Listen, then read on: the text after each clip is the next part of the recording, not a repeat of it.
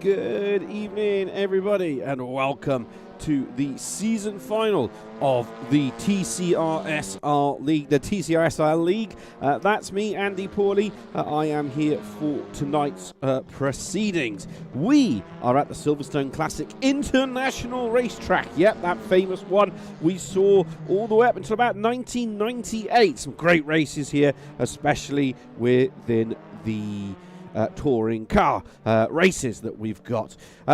We're about to go into the qualifying session, so it is 15 minutes of qualifying. That will determine the race start positions for race 1.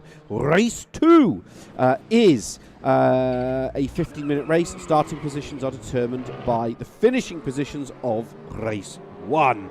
And then the final race of the evening, the final race of the season, is a reverse grid drawn between races 1 and 2. It is set to be a monumental battle tonight in terms of the championship. There is multiple battles that are going on within the top league. So what we've got within the pro category, realistically, is between Shaw's Yusa and Stu Neal. Stu Neal is leading by 8 points to Shaw's Yusa, who's on 270.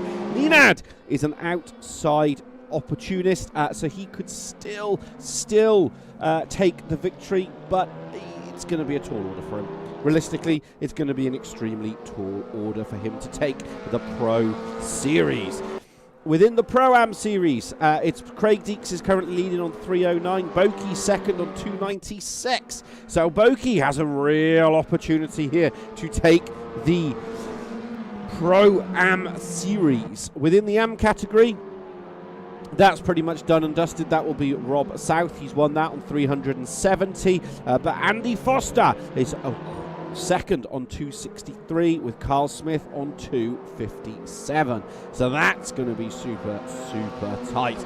In terms of the Drivers' Championship, it's going to be tough. It's going to be tough, I think, for the Drivers' Championship. Shaw's Use is leading that on 261. He's got maximum ballast. Stu Neal is 257. Ninad's 234. So it's going to be a super tough. Right, let's get over to the racing action for tonight. Qualifying has begun. Boki's currently first in the track. He's going to lose time there. Jean Petra's right behind him. Stu Neal is behind him as well. Shaw's Use is a bit further back through the left right-hander across the old classic chicane, and then the circuit just keeps going and going and going and going. It's a proper rundown as we ride on board now with Shaw's User. He's up in sector 1, 29.650, but he's getting a lovely tow there from Stu Neal as we ride on board. This is Stu Neal at the moment. He's currently going round. He's trying to set. He's got a purple in sector 1 through the under the bridge. Through the right-hander. This is the famous incident but in the touring car racing between John Cleland and Tim Harvey. And Steve Soper, who then famously took that race victory and the championship on this layout. Through the right-hander, Stu Neal there. He's currently tracking in third, but Boki, I think it's Boki, or is it Bojan? It's going to be Bojan's going to be first across the line. Don't think Bojan's going to be fastest. You'll go first because he crosses the line. He goes first fastest, as he will, through the right-hander. Yeah, so he's gone first. He's gone top. Jean Petra's just behind T-Joke. There's Ninad. Goes into third at the moment. T-Joke's currently tracking in fourth. Boki's gone 7th, Pliet's gone 8th, Neil has gone 9th. That's Derek Neil, not Stu Neil. Stu Neil at the moment is only 6th fastest. Rallytas has gone into 7th position at the moment. There is Jean Petre. He's right behind Bojan at the moment, so he's going faster. So he's getting a lovely little toe, but he's gone wide into the hairpin, so that's really going to compromise his exit speed here. Bill Campion has popped himself into 13th. Into 12th goes Andy Foster. Into 8th goes Craig Deeks behind his teammate Ross Butcher. Jean Petra's getting a toe here, so he's 2/10 up at the moment. That's 2/10 up. That's a purple in Sector 2 and Sector 1. And that's because Bojan has just been basically punching the hole in the air for him. So Bojan is giving Jean Petre this current fastest lap at the moment. He's taken a much tighter line. Bojan, he's abandoned the lap. He's let Jean Petre go. This should be cross the line, and he should get 2/10 up. Only 1/10 up. He loses a lot of time in that final sector. Stu Neil's improved to 4th. Jules Yusa is in 2nd at the moment. This is Nick Papadim. Surprised he's racing tonight. He said he had a bit of a couple of issues with his eyes, but here we are. He's out on track. Currently 11th fastest. He's green, Sector 1, Sector 2, 3/10 up. Nothing special, 10 minutes remaining of this qualifying session. Again, we don't know the fuel on board these cars, and that's always going to be tricky, always going to change the aspect. He goes 7th at the moment. Yeah, he's not really doing anything special there at the moment.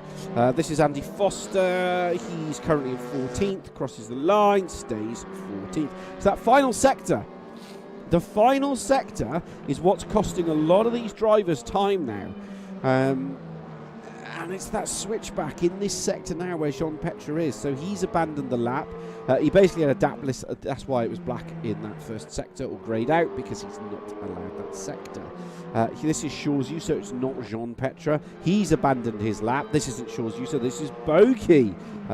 Teammates to Bojan, who did set the early pace, but he's now 2/10 off, up in 3rd position.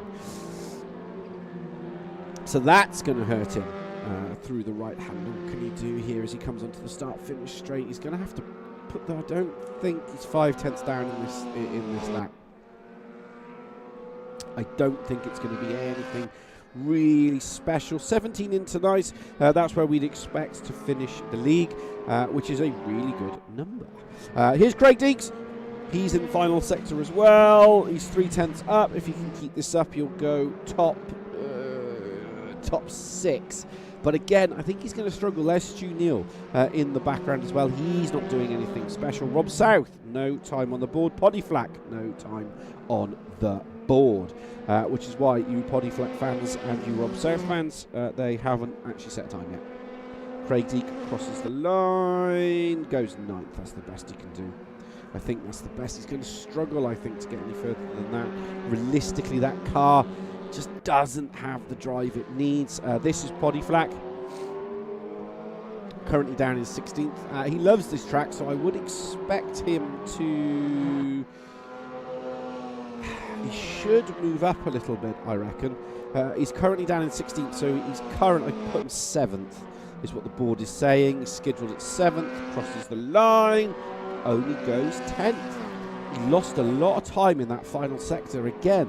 Jean Petre does not improve. He's currently provisional pole position, 1:22.254.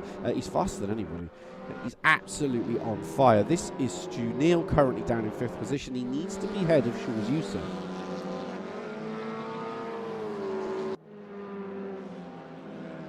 If he wants any real opportunity here of maintaining his lead, he's got to get ahead. He's got to be ahead of everybody else.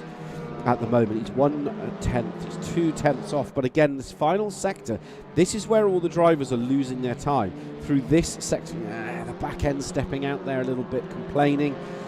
That's going to cost him time. That will cost him more time than he realises. So at the moment, the board is coming up that he's going to put himself... He's going to see no improvement at the moment. The board is saying no improvement. He crosses the line. He gets a bit closer to Ninad, but he's nowhere near he needs to be. This is Bojan, early pace sitter with 7 minutes remaining. He's purple sector 2, a 28 up on the board. Now, can he keep this to go provisional pole position? Less than 100 meters to go, crosses the line, closes the gap, but really doesn't go any faster. So he's closed the gap down now to 0.04 of a second there to Jean Petre, but he needs to find another 0.4. He needs to find it in that 0.04 of a second, and it's all that final sector. That's where they're all gaining and losing. So that final sector is costing them absolutely heaps and heaps of time, and it's costing many drivers the opportunity to put themselves on pole position. So they've got to work through that, otherwise it's not going to happen. George Relitas, 0.3 up at the minute, 1.3 off provisional pole position. Do I think he's going to get himself on the front row? No, I don't. Do I think he's going to get himself top 6? He should do.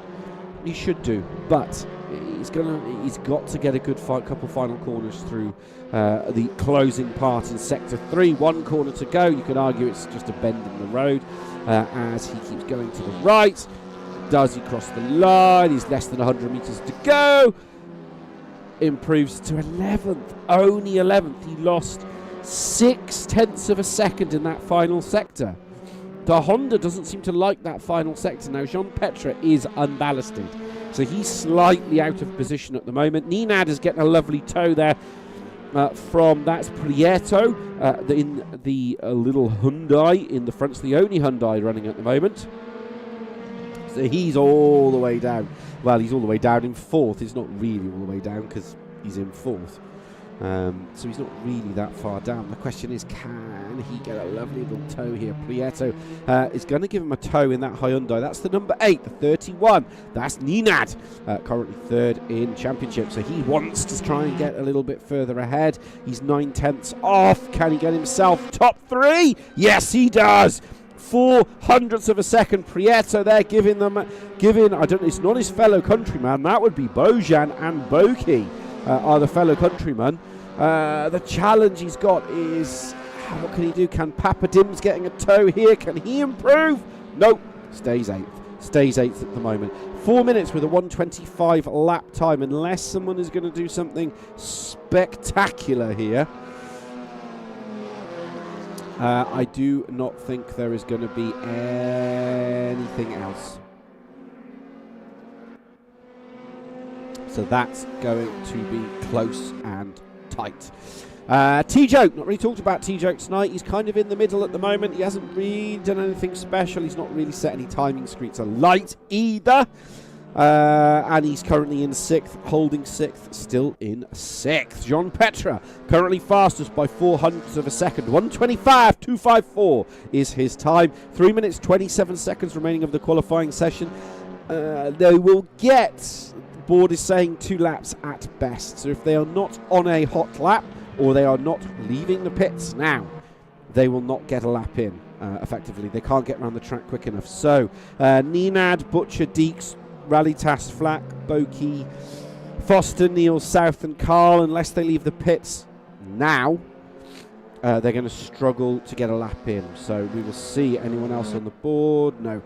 They've all, I think, in this middle pack now, just holding station. T-Joke's going to not go faster going around that corner. He's completely missed the apex. Again, final sector.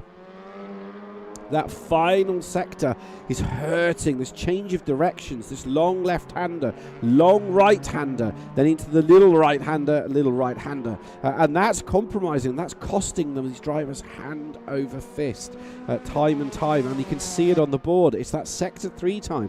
T-Joke crosses the line. Does he improve? No, he doesn't. No, he doesn't. Remains at 7/10, and he missed the apex.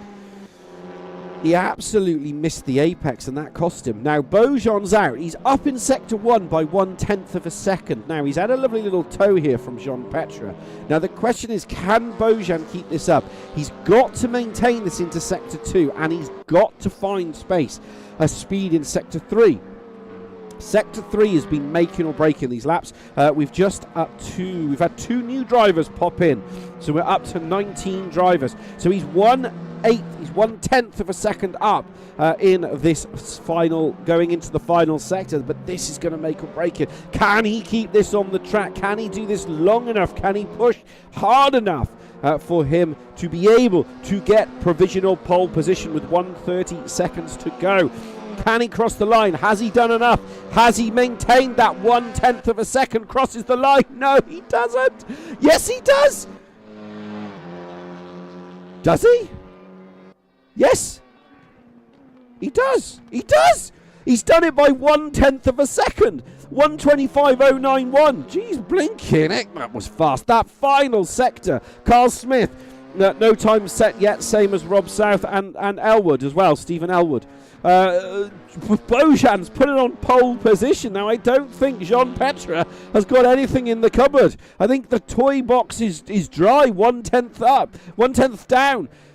He's not going to do this. I don't think he's going to do this. Beaujean is going to take the last pole of the season. He's going to be the one to take that prize above everybody else, unless this man here, Jean-Petre, can ruin the party. No, he can't. He's 2/10. He's 2/10 down, and I do not think he's going to find 2/10 in that final sector. The Honda just hasn't had the rotation that it needs. It's not as nimble as the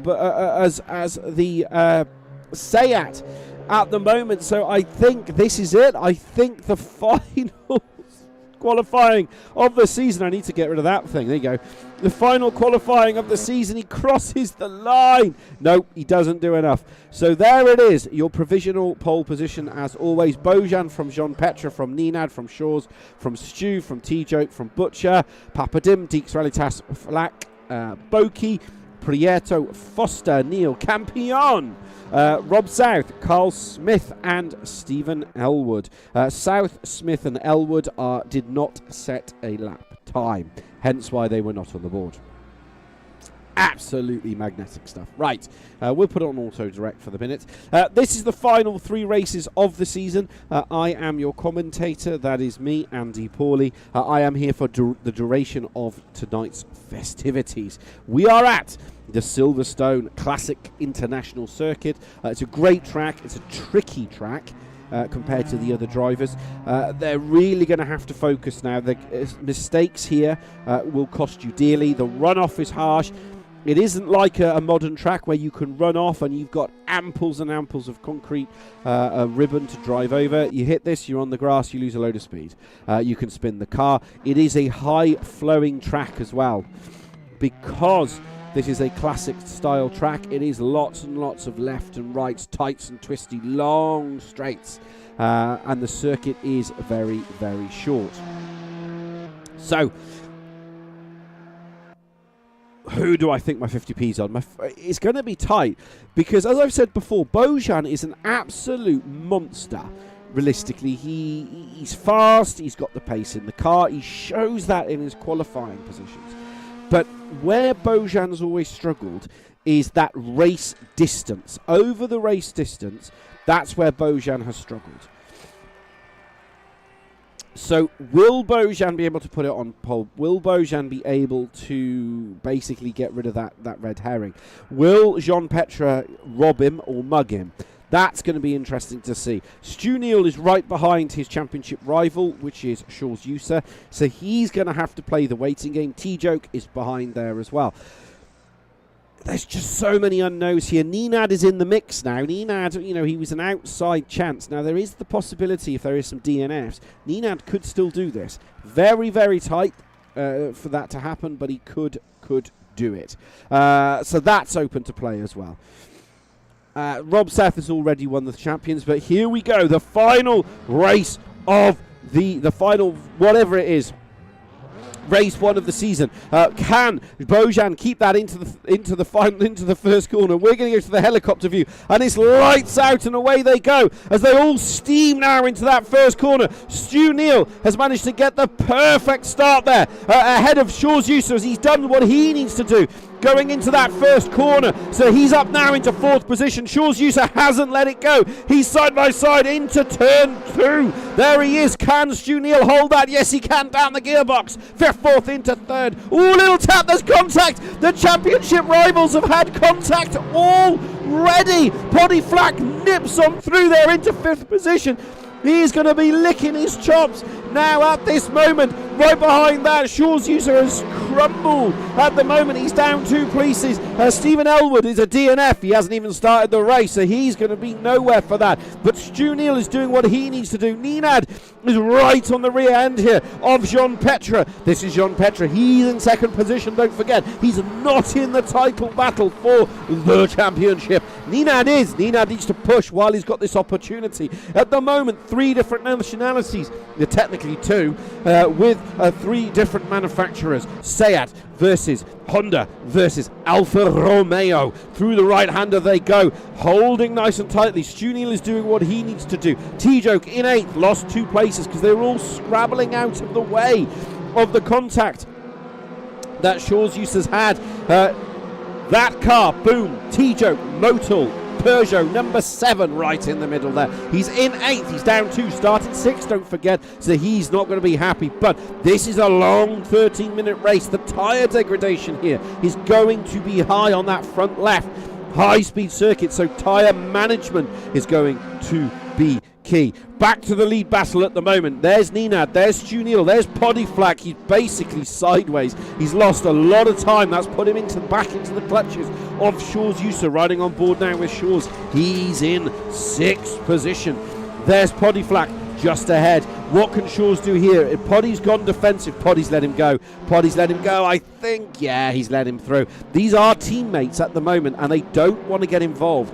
Where's Papadim and Prieto? Prieto's giving Papadim a little bit of a love tap up the rear end there. But that's Prieto. He races hard, but you can race hard with him. Prieto is on the left side.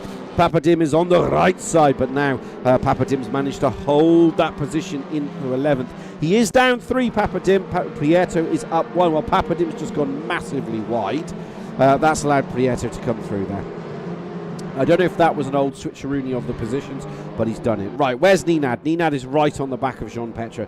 There's Jean Petre. There's Nenad. There's Stu Neal. There's Shaw's user. It is a through the top 3 in the championship at the moment are all in at 3rd, 4th and 5th position. Papadim has lost out to Butcher through the right-hander we go. Needs to keep this nice and tidy. Championship leader, 2 cars behind. 2nd championship, 1 car behind. 3rd in the championship, this man right here. He's doing what he needs to do, but Nenad needs to go a bit more attacking, a bit more aggressive now on his overtakes. He's always been a great racer, very calm, very collect, but he doesn't always take those opportunities that he needs to take. So right now, Nenad needs to put the hammer down, get this done, get past Jean Petre, and hope that Bojan makes a mistake and he can nip into 1st position. That's going to be a tough order for him, I think, but we will see. We will see. It is 11 minutes to go of race 1 of 3 races tonight. Nenad's doing what he needs to do.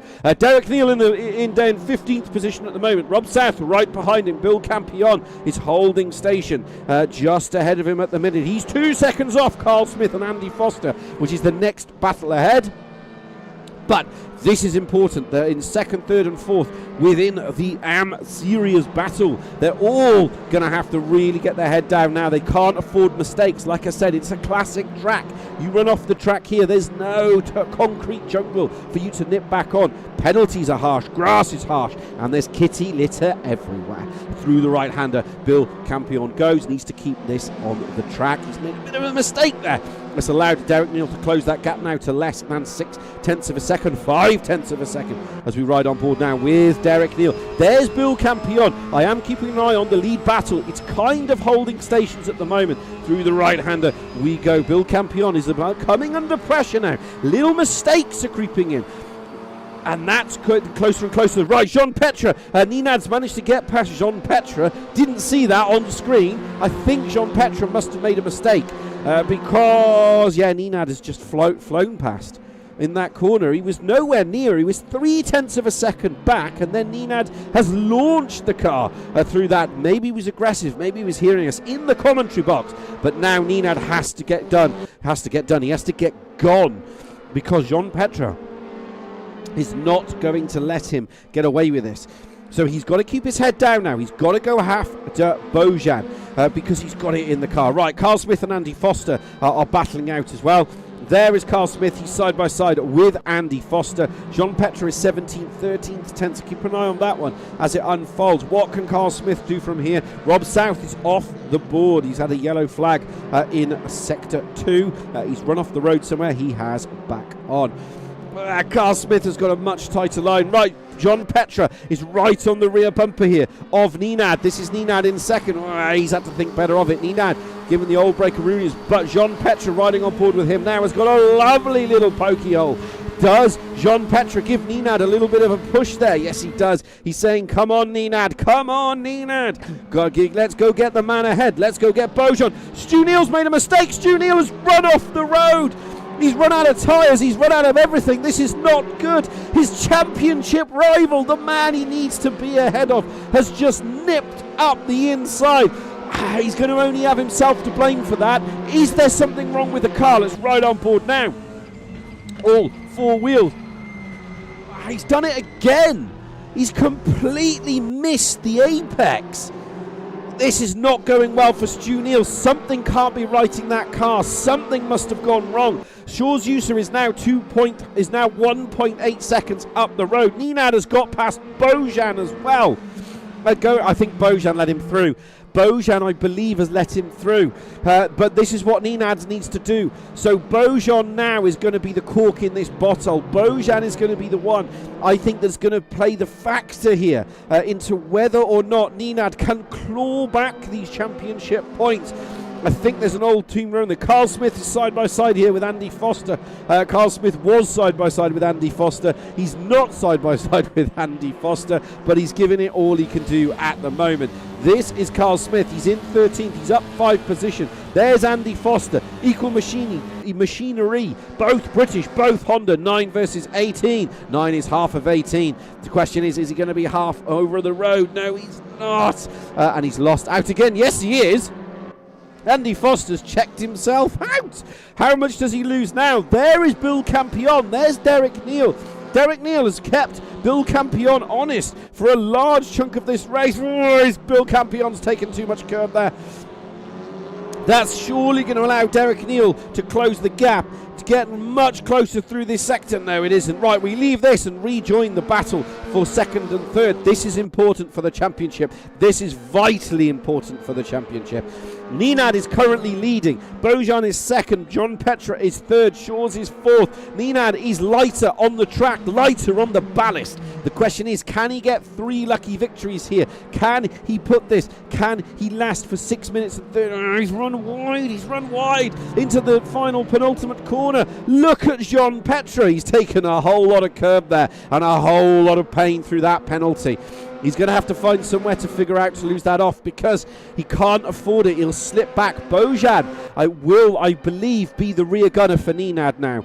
Both Serbian, so I think they are both going to work together, is what I would think at the moment, which is what Nenad needs. Nenad needs a teammate. He needs someone to be his rear gunner at the moment. Derek Neal hasn't given up the fight on Bill Campion as it holds. Beaujean. I think Beaujean is being the rear gunner here because Beaujean is normally a lot more assertive when it comes to his overtaking opportunities. He creates them by forcing the other driver to make mistakes. At the moment, Beaujean isn't pushing Nenad in the way I'd expect. He's defending. I say that he's gone for that overtake opportunity, but he didn't make it stick.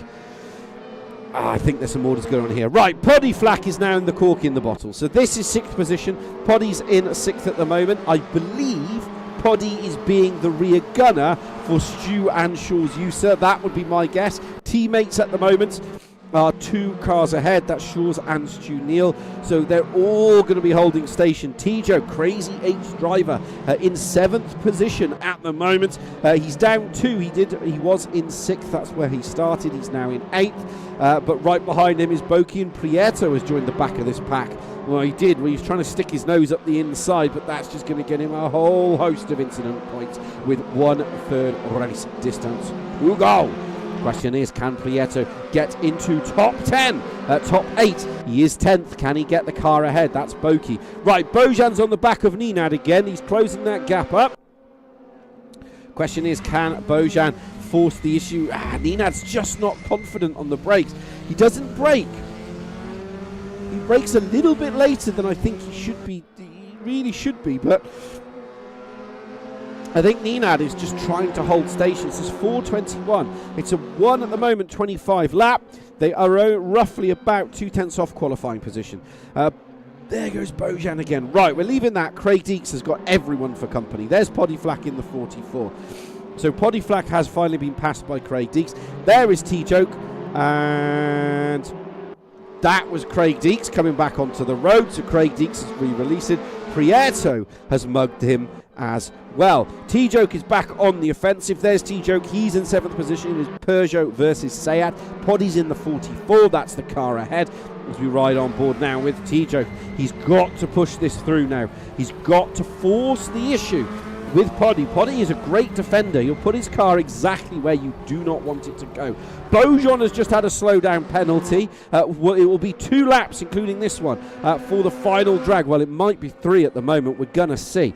9 laps to go through, 9 laps gone. Potential on the board for 12 laps. We will see.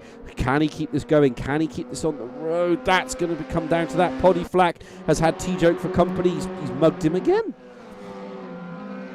But we leave that. Butcher's got Neil for company as well. So Butcher's on the right, Neil's on the left. That's Derek Neil and Russ Butcher. At the moment, Butcher's down 7. He was the car. He's just not going to go round the outside. 2x2. This is incredibly dangerous. Incredibly dangerous. One of them's going to end up in the kitty litter if they're not too careful. Derek Neil thought better of it, and he's let Butcher go. Right, back to the lead battle. We've been following this on and off for the entirety of the race. At the moment, you've got Nenad leading from Bojan, from Jean Petra. Bojan qualified on pole position. Nenad got past him. Nenad started 3rd, don't forget. He's up 2, and he's doing all he needs to do. Prieto and Craig Deeks are side by side. Prieto nearly getting caught up there with Craig Deeks, but Craig Deeks was just let him go. There is Boki at the front as well. Teammates to Bojan. As it stands, the question is, can Bojan push this? Can Bojan force the issue? Question is, he will have 2 more laps to make this choice. 2 more laps to push or force the issue. But I don't think he will, because there's Shaw's Yusa. He's in 4th. Nenad needs this. Nenad needs as many points as he can get hold of, because if he doesn't, he's going to go further and further and further back. So that's going to be key here.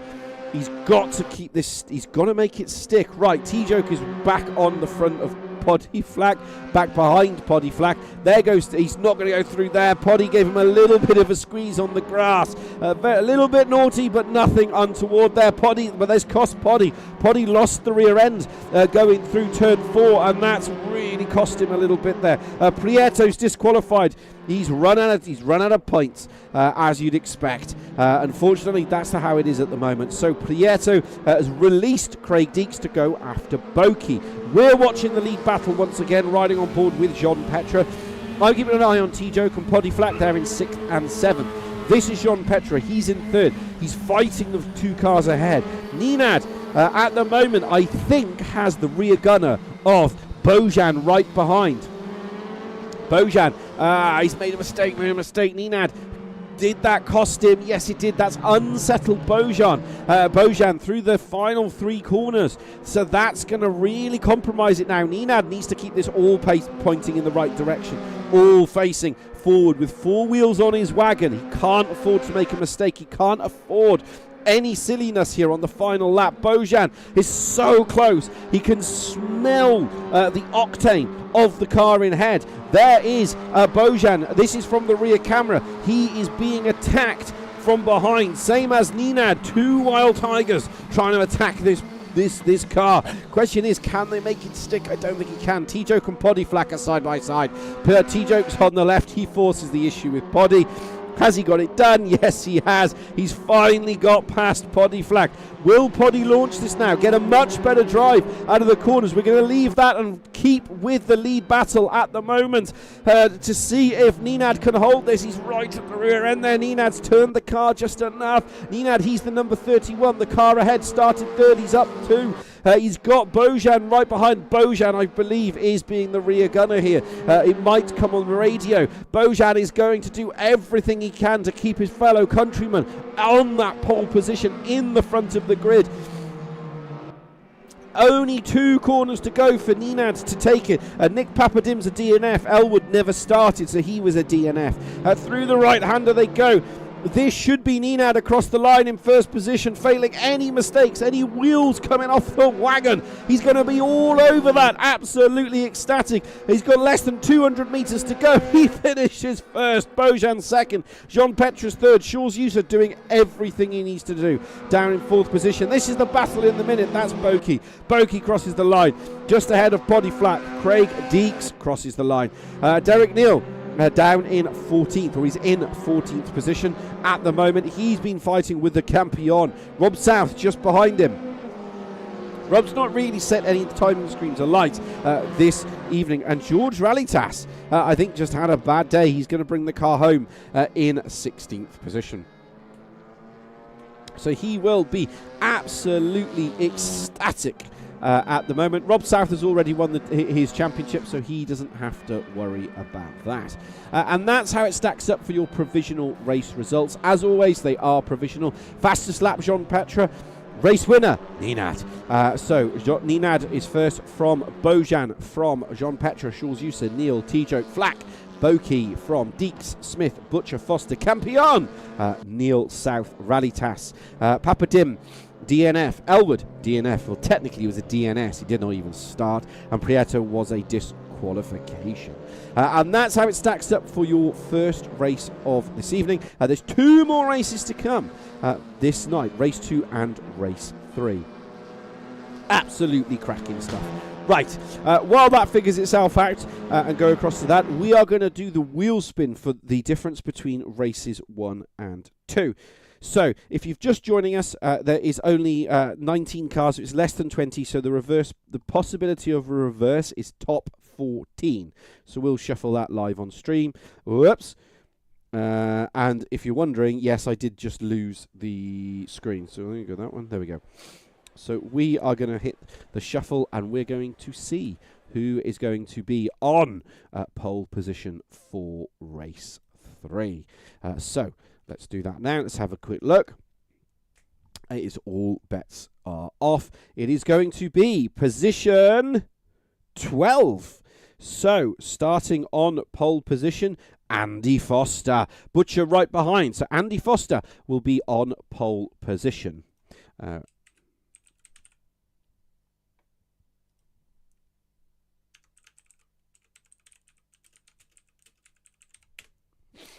And there we go. Yep, and I do have a cold. So if anyone's wondering, yes, I do have a cold. Right, we are going to go across to the Discord because I believe we have a driver in the commentary box with us. So we're going to have a quick look and go across to this. Hopefully it is working. We have had some technical difficulties, as you would expect, because we are a live show. Right, can you hear me, Stu? Yes, I can. Can you hear me? Yes, I can hear you. Right. Obviously, lots and lots of ballast on board. You need to finish ahead of your rival. Yeah.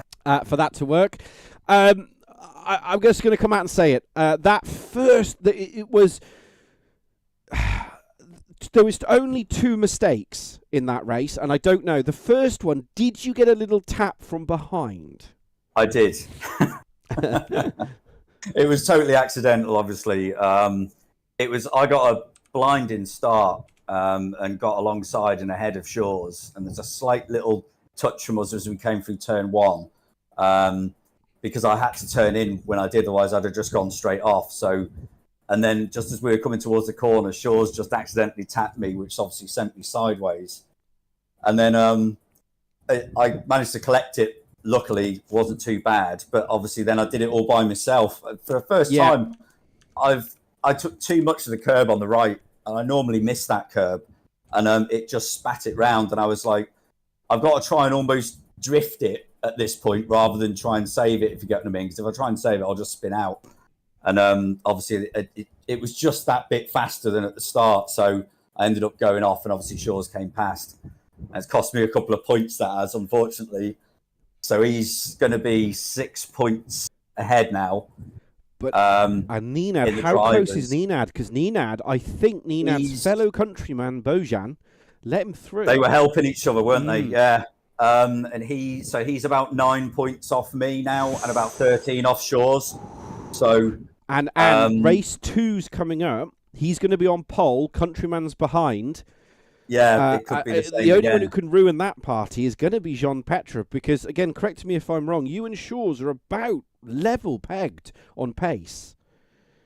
Yeah, fairly close on this track, provided I don't make a mistake. I managed to get within a tenth of him, which I was struggling the other night. I was only 3 or 4 tenths off him, but yeah. It's going to be tough, because I think it's going to be the same again for this race, and us coming in behind the front 3. And again, if they help Nenad, then it's the last race is going to be, we're going to be just like singular points apart. It's going to be all-out war. I think it's going to be who can survive it and get through as quickly as possible. Because at the moment, I mean, it's if Nenad can get another pole, another first, and you and Shaw's, I think, are going to finish either one above the other. It's game Nenad in race 3. Yeah. But he'll be at the back then. That's the thing, in 12th, won't he? Yeah, he'll be all the way down in 12th, but he's a lot less ballast, and at the moment he'll have his countryman Bojan ahead of him, and then you've got Boki ahead of that as well. Yeah, so I mean, it's. But then Poddy's going to be in the mix for race, you guys. Poddy's going to be in the mix for you guys. It's all to play for. All to play for. So, first of all, obviously, talking about that as well, and obviously, hopefully, you'll join me after race 2. You might or might not join me after race 2, depending on what's going to happen. You're like, no, I'm not talking to anybody. Take us through the tyres. How are the tyres holding up tonight? Because obviously, this is a fast, classic track, high braking zones, and fast, and it's got hard corners. Yeah, the worst one is that, and I kept messing it up in that last race. The worst one is that the tight right-hander at the end. I kept just leaving the brake in that little bit too late, which was putting me wide, and it was costing me 2 or 3 tenths a lap.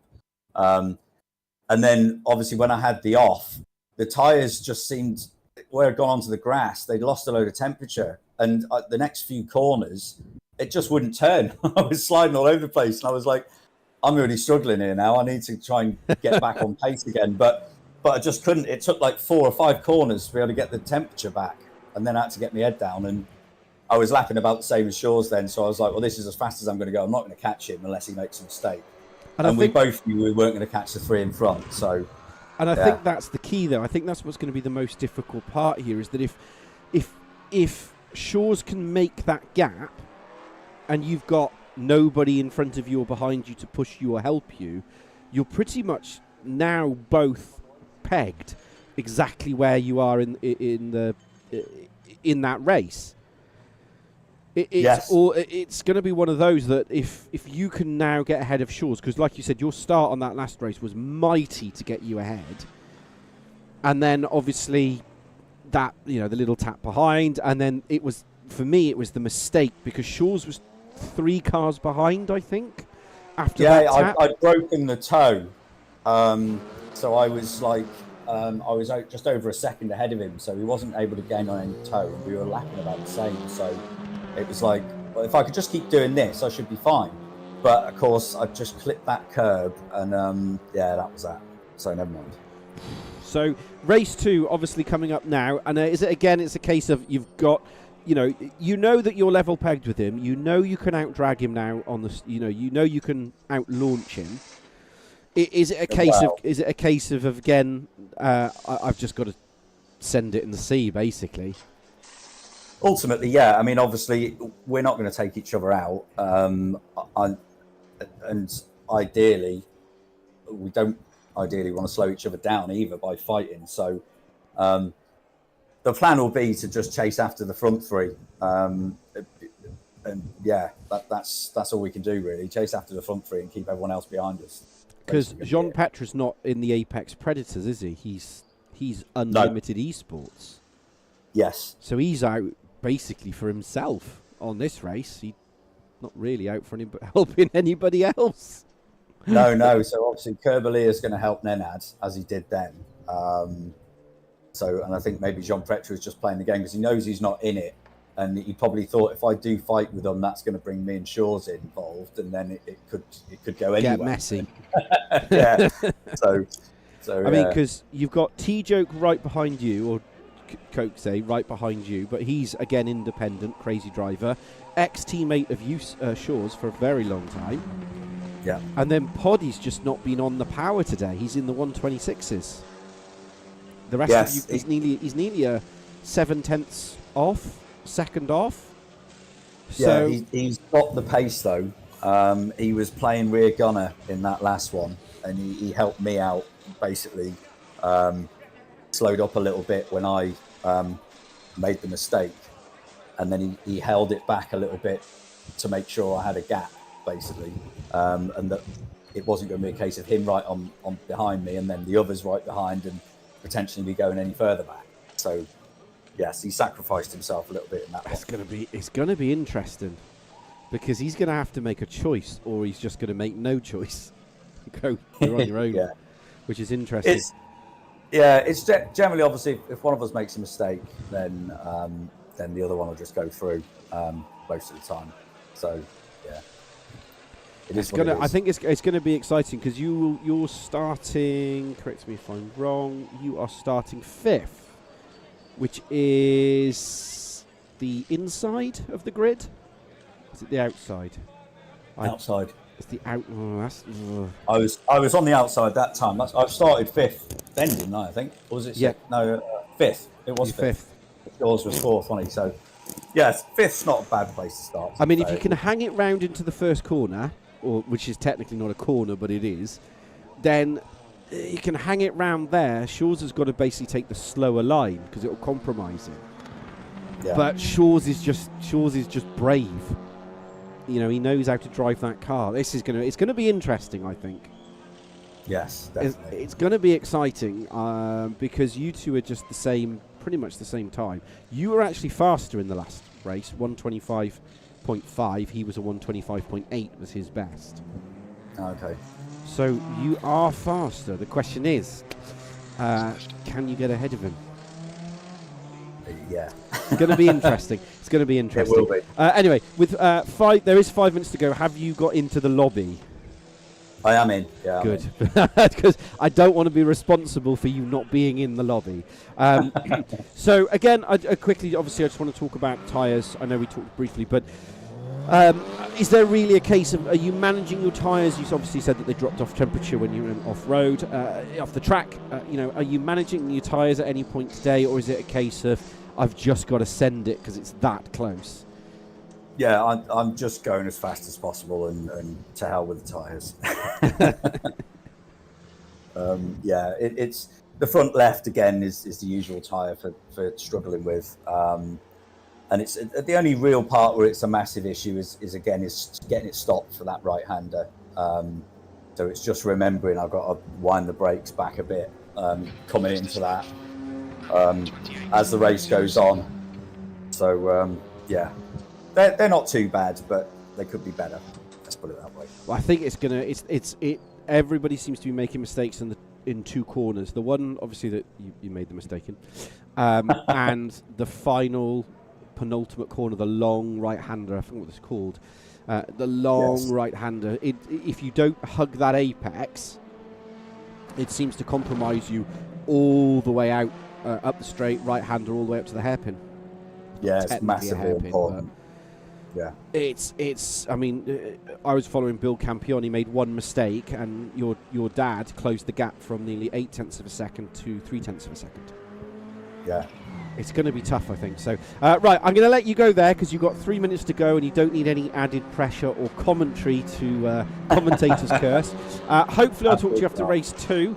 Good luck. Yep. Cheers. It's all to play for. If Nenad, and it's going to be exciting, I think. I think it's going to be a last race battle. And I think it's going to be game on. Let's hope so. So, hopefully I'll talk to you after race 2. Good luck. All right, cheers for that. Cheers. So, as always, as I like to say, it is it is on. It is going to be an absolutely exciting final 2 races.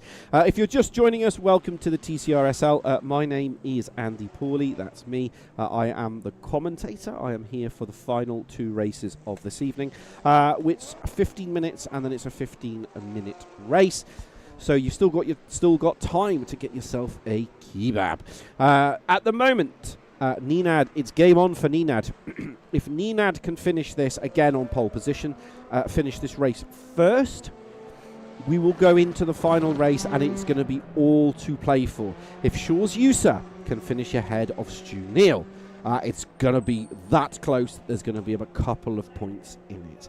The question is, who is going to take it? Who is going to be top of the tree? Craig Deek should have done enough now to secure victory in the Pro-Am Series. Rob South has already won the Am Series. Simon Trebek has popped in, so but he's going to start at the back of the grid. So it'll be interesting to see how far he can move forward through this race. 1 minute 25 to go. My predictions. It's really tough, actually. I would put, if I was a betting man, which I am not, but I do like a prediction for those of you that know me. My money. Where would I put my money? My money would be on Nenad. I would put my money on Nenad. That's where I would put it for race victory. Bojan's going to help him because Bojan needs to help him. And Jean Petra? I don't think Jean Petra is going to. He's going to come into this, but he's out for himself, so he's out for a race victory. Basically, he's not in the championship. Realistically, he can only really impact it if he causes an incident or an accident. But my money's on Nenad.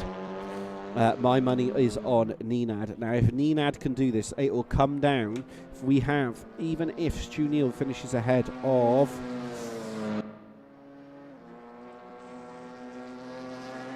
Shaw's Usa, my brain was working there, and Nenad wins it, but they are again 4th and 5th. It's going to come down to the final race.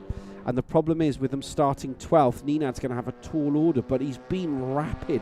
He's going to have Bojan ahead of him. And Bojan will be the lead car. So Bojan here. Bojan has all season, as I've said before, the night that his consistency suddenly rocks up is one of the most important nights that he needs to get that consistency, because he needs to help his countrymen if they want a chance of taking the TCRSL League. Nenad has just always been outside. He's always been top 3. He's always there. Always there, but he's never been just on the top. He's never just been there, so it's going to be interesting to see. Right, it's 31 seconds to go. We are going to put the camera on Jean Petra, so when they load in, we can have a little look.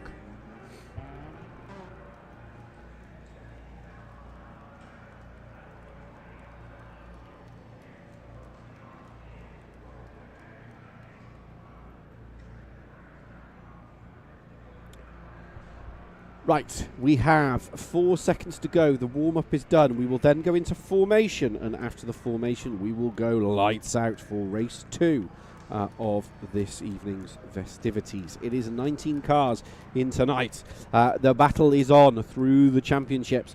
Who is going to be victorious? Who is going to be top of the tree? It is all to play for. At the moment. Drivers' champion, Shaw's Usa is 261. Nenad will struggle for the overall Drivers' Championship, but the Pro category, again, he's close, 278, 270, 245. He's an outside chance, but he can do this. He can actually do this. It's mathematically impossible. Pro-Am Series, Craig Deek ahead of it, finished again. No Tim Van Loon tonight, which is a real shame. Great racer, but he's not with us tonight. Let's see where we are on the Pro Series. We're missing a couple tonight. Andy Foster and Carl Smith are to play for, same as Bill Campion. It is all to play for. Right, the formation lap is ongoing. We are going to be lights out in 10 seconds. 19 cars in. The camera, as always, is very, very helpful. Watch the top of the tree. We're going to go across to the heli camera as we watch lights out, and away we go for race 2 of 3 races tonight. There's Boki. Boki has to go immediately defensive to hold into that position. Can he get it done? He's gone into the lead. Will he hold up Nenad? Will he let Nenad through? He's got to let Nenad through. He's got to come off the brakes if they want any opportunity here for Nenad to take it. Yes, he's done it already. He's already let Nenad through, but he'll go up the inside as best he can to force Jean Petre wide. Jean Petre has been rubbed out the outside by Shores User. Shores User is off the road. No, he's not. He's in the lead. Shores User has gone full bore, full send into turn 2. He's taken the race victory. Absolutely champion there. First place he goes. That was very daring. He needed to do that. He's left his championship rivals wanting for more. Now Nenad has got to get this done. He's got to get ahead, and Bojan's got to get back up into second position. He will hold up his rear gunner at the moment. All 19 cars started, all 19 cars on the road. There's Jean Petre, started third, in 5th at the moment. No one was expecting Shores User to do what he did, but he did it and he got it done. So he went up 3 positions. Stu Neal again, he's lost out. Jean Petre's hit the side of him. Jean Petre there, losing 2 places. He's going to really, really struggle. Simon Trebek up 6 at the moment. There he is in the 33 Renault Megane. He's behind Bill Campion. Right, Nenad is right on the hot heels here of Shores User. These 2 championship rivals, championship battle. They've got to go. They've got to send it. They've got no opportunity. Nenad needs to be aggressive now. He needs to make sure Shores User makes that mistake. Nenad pushing him. There's Nenad. He's the car behind. Little bit of a tap there from Nenad, but nothing untoward, nothing wrong with that. Stu Neal at the moment is holding 4th position. He's up 5, but he's not going to be close enough to his championship rival. That's the problem. He's got the man behind, Jean Petre. I'm pretty sure Jean Petre's going for it. Nenad is trying to force the issue. You get the feeling here it's only a matter of time before Shores User starts losing masses of positions, because we're riding on board now with Poddy Flack, and he's right at the back of this. You can see Nenad is going to go around the outside. It's not going to work through there. He's got to setting up. He's got to force Shores into a mistake as they come through the right-hander. There's Bojan right behind. Bojan's in the 55, riding on board now with Bojan. He's in 3rd position. Do not forget that. Finished 2nd last time out. Was pole position sitter. Just ahead, that is Nenad. Stu Neal is now attacking Bojan. Bojan is now defending and attacking, but he's more defending than attacking because he's got to protect his countryman. He's got to protect Nenad. Nenad, you get the feeling, he's just biding his time now, but he's got to force the issue. He's got to keep his head down. Keep 4 wheels on the wagon, no mistake. Slow down penalty for Shores. Slow down penalty. That's going to be vital. We can't see how much it is, but he's going to let off that throttle, and you can see it's closing. Nenad's looking for the opportunity. He's trying to force the issue, but Shores User there, riding on board now with Nenad. Nenad takes way more curb than is allowed, but no penalty. He's pushing everything into this now. He's going to get a lovely little run. Shores User, another slow down penalty. He's gone defensive. He'll let off the throttle. Nenad's going to send it up the inside. That's the outside into the next corner. Stu Neal giving Bojan a little bit of a tap there. He's got to be careful. Got to be careful. He can't afford a penalty in these closing sections of the race. Carl Smith in 11th position. He's attacking Butcher. He was attacking Butcher. There's Butcher. There's Bill Campion. Battles all the way through the field in a final penultimate race of Season 8 of the TCRSL. Through the right-hander they go. What can he do here? Can Carl Smith into third, down into 2nd? They need to keep this nice and tidy through the right-hander. You can see here riding on back from Butcher. He's gaining and gaining and gaining. Bill Campion's going to go up the inside of Rob South. Rob South is not enjoying tonight's festivities. He's losing positions hand over fist. Right.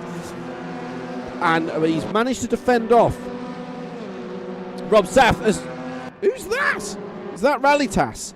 Rallytas launches. I've hit the buffer. We'll have a look. Right, Nenad is going. Oh, there's contact. There's contact between the two drivers. I cannot believe it. Oh, there's more contact. There's contact everywhere. Stu-Neil, Bojan. What happened to Bojan? Bojan's had contact at the rear. Nenad's had contact. Shaw's User has had contact. How far does Bojan go? How does Bojan recover? Bojan's out of the game now. It is all play at the front. So 3 championship rivals are now first, second, and third. Nenad needs to get ahead of Shaw's User. He's got to do this if he wants any opportunity of keeping his championship title alive. T-Joke is going up the inside here of Stu-Neil, but he won't get it done around there. He just won't have that opportunity. Stu-Neil is trying to hold on as much as possible. You get the feeling he's the cork in this bottle of 1, 2, 3, 4 cars. Poddy Flak riding on board with him now. He's right at the back. You can see Nenad. He's also attacking the lead. There is Shaw's. Now, Poddy won't attack Stu-Neil. He won't get involved in that because they are apex predators. They are the teammates. First, second, and third. Bill Campion and Derek Neal are side by side. There's Elwood in that bright yellow DHL Audi. Right, Nenad and Shaw's. Has this been enough for Nenad? Can Nenad get this done? He's kept his foot firmly planted to the floor. Oh, he's run wide. Has that released Shaw's User? 0.4 of a second, 0.5 of a second, 0.6 of a second. He's going to come into the clutches of Stu-Neil now. Has Shaw's User done enough? Has Shaw's User broken that gap? Or has Nenad overextended his ability to get past the man in front? 0.7, 0.8. If he gets to a second, you get the feeling here Shaw's User has done enough. Shaw's User, another slowdown penalty. He needs to be careful here. He's going to be racking these up like Tic Tacs, and then he'll be out the packet if he's not too careful. Nenad's at 0.8 of a second. He just needs to get his head down now. He's run wide. Stu-Neil there being very ambitious into that corner. Nenad is definitely fighting back and saying, hey, if you're going to do that, I'm going to hit you as well. So Nenad, a little bit of a roughed up move there. Nenad's not going to let that go, and he's going to push it and push it and push it. At the moment, 1.3 seconds. 1, 2, 3. Nenad going on the offensive there. He needs to do that. He saw how Stu-Neil tried to make that move. Nenad returned the favour. No untoward in that. T-Joke's run wide in the back. That's allowed Jean Petre to get himself back up the side. T-Joke's on the right side. He's the 1, 2, 3 third car, the number 7. That's the Motul car. So he's done enough there. Shaw's is now in the lead by 1.4 seconds. Jean Petre is side by side with T-Joke. There's T-Joke. Can he do what he needs to do here? Can Jean Petre? Yes, he done. He's regained that position. George Rallytas coming back out the pits. He's got to be careful because all these drivers are going to be over trying to go through the racing line. He's got out. That's great racing from them. Nenad has got the gap down to 1.4 seconds. Jean Petre is closing up. Poddy Flak is going to try and force his way through. He does. He goes, hey, I'm coming through here. Pushes it out. There's Boki.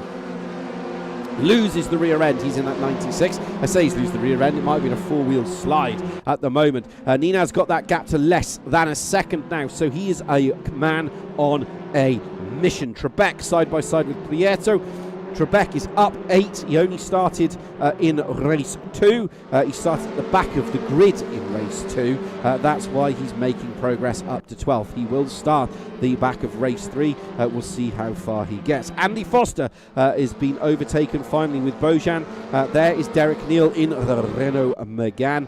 Nenad's got the gap now. The gap's back up to over a second. So I think they're going to struggle. Prieto, they're all fighting in the middle here. There's Boki up the inside of Prieto. There's the 33. That's Trebek. Trebek is sticking his nose in, saying, hey, if you can do it, I can do it as well. He's absolutely pushing and pushing and pushing.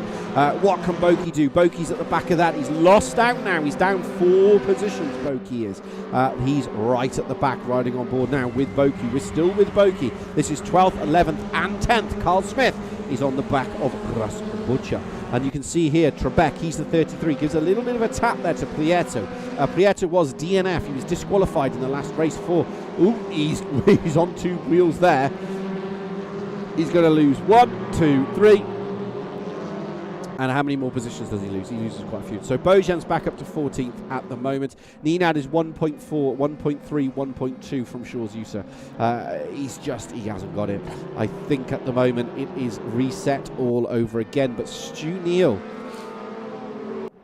is going to really struggle here. Butcher's on the back of his teammate Craig Deeks. There's Craig Deeks riding from that rear camera of Craig Deeks. There's Russ Butcher. What can he do from here? Can Butcher reclaim any points? I don't know. He's got to push it and push it and push it. He's got his teammate ahead of him, so it's different leagues here realistically. I think Butcher is being the rear gunner because Butcher has to make sure Craig Deeks finishes so that he can maximise his championship points this time out. There goes Butcher. To start another line. It's with 5 minutes remaining of race 2. Where's Boki? There's Boki. He's regained now up into 11th position. His teammate Bojan is down in 14th. They're all holding station at the minute. Nenad hasn't really broken away from this fight at the moment, so he's now 1.3 seconds away from Shaw's User. He closes the gap, but Shaw's User now has broken that toe, so he's going to get a penalty doing that. He's just absolutely applying the pressure where he needs to. He's doing everything he can to hold on to this. The problem is he going to run out of tyres? Is he going to hold on to it? He's 7/10. He's just flittering with that gap. I think if Nenad, who's in second position, didn't have Stuniel and Jean Petre behind him, Nenad could get that gap done. Right, Trebek's got Boki for company, or Boki's got Trebek for company. Boki's made a mistake. That's allowed Rob South, there he is in the number 18, to come and actually make some progress. He's up 3. He's coming alive now in this second race. He struggled in race 1. He didn't really do anything exciting or magical, but he's coming alive now. The question is, can he get ahead of the other two? That's Trebek and Boki. Trebek's in the Renault Megane, number 33.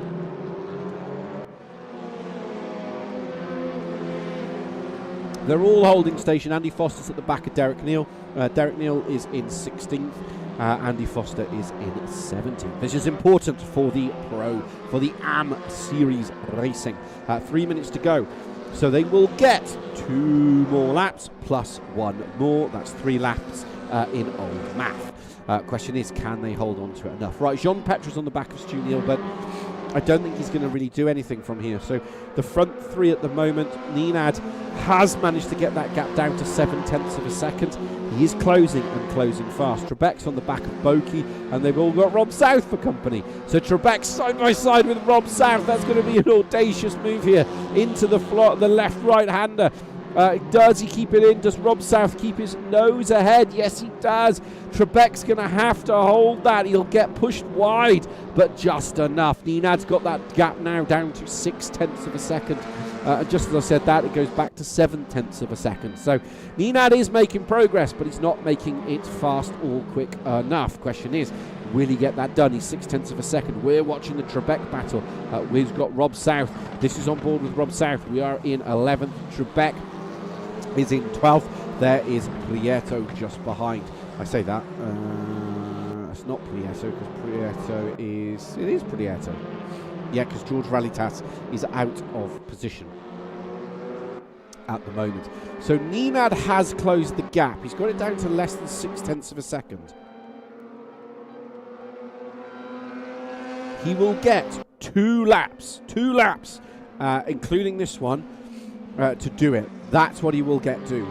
That's what he will have to do. Now he's got the gap down to 5/10 of a second. Rob South is still on the back of Boki.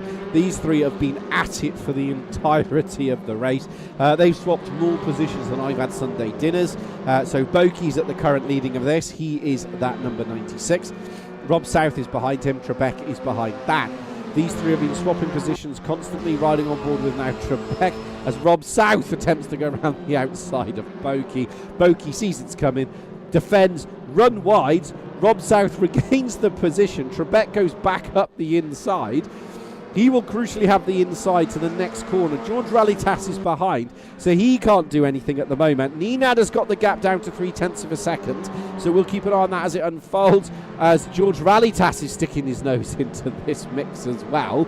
That's all going to kick off probably in the next race. Where's Shaw's User and Nenad? They're coming now. This is Nenad's opportunity. He's got the gap down to 3/10 of a second. He's in the toe of the car ahead. He will crucially be ahead of Stu Neal. The gap is going to get even closer at the top.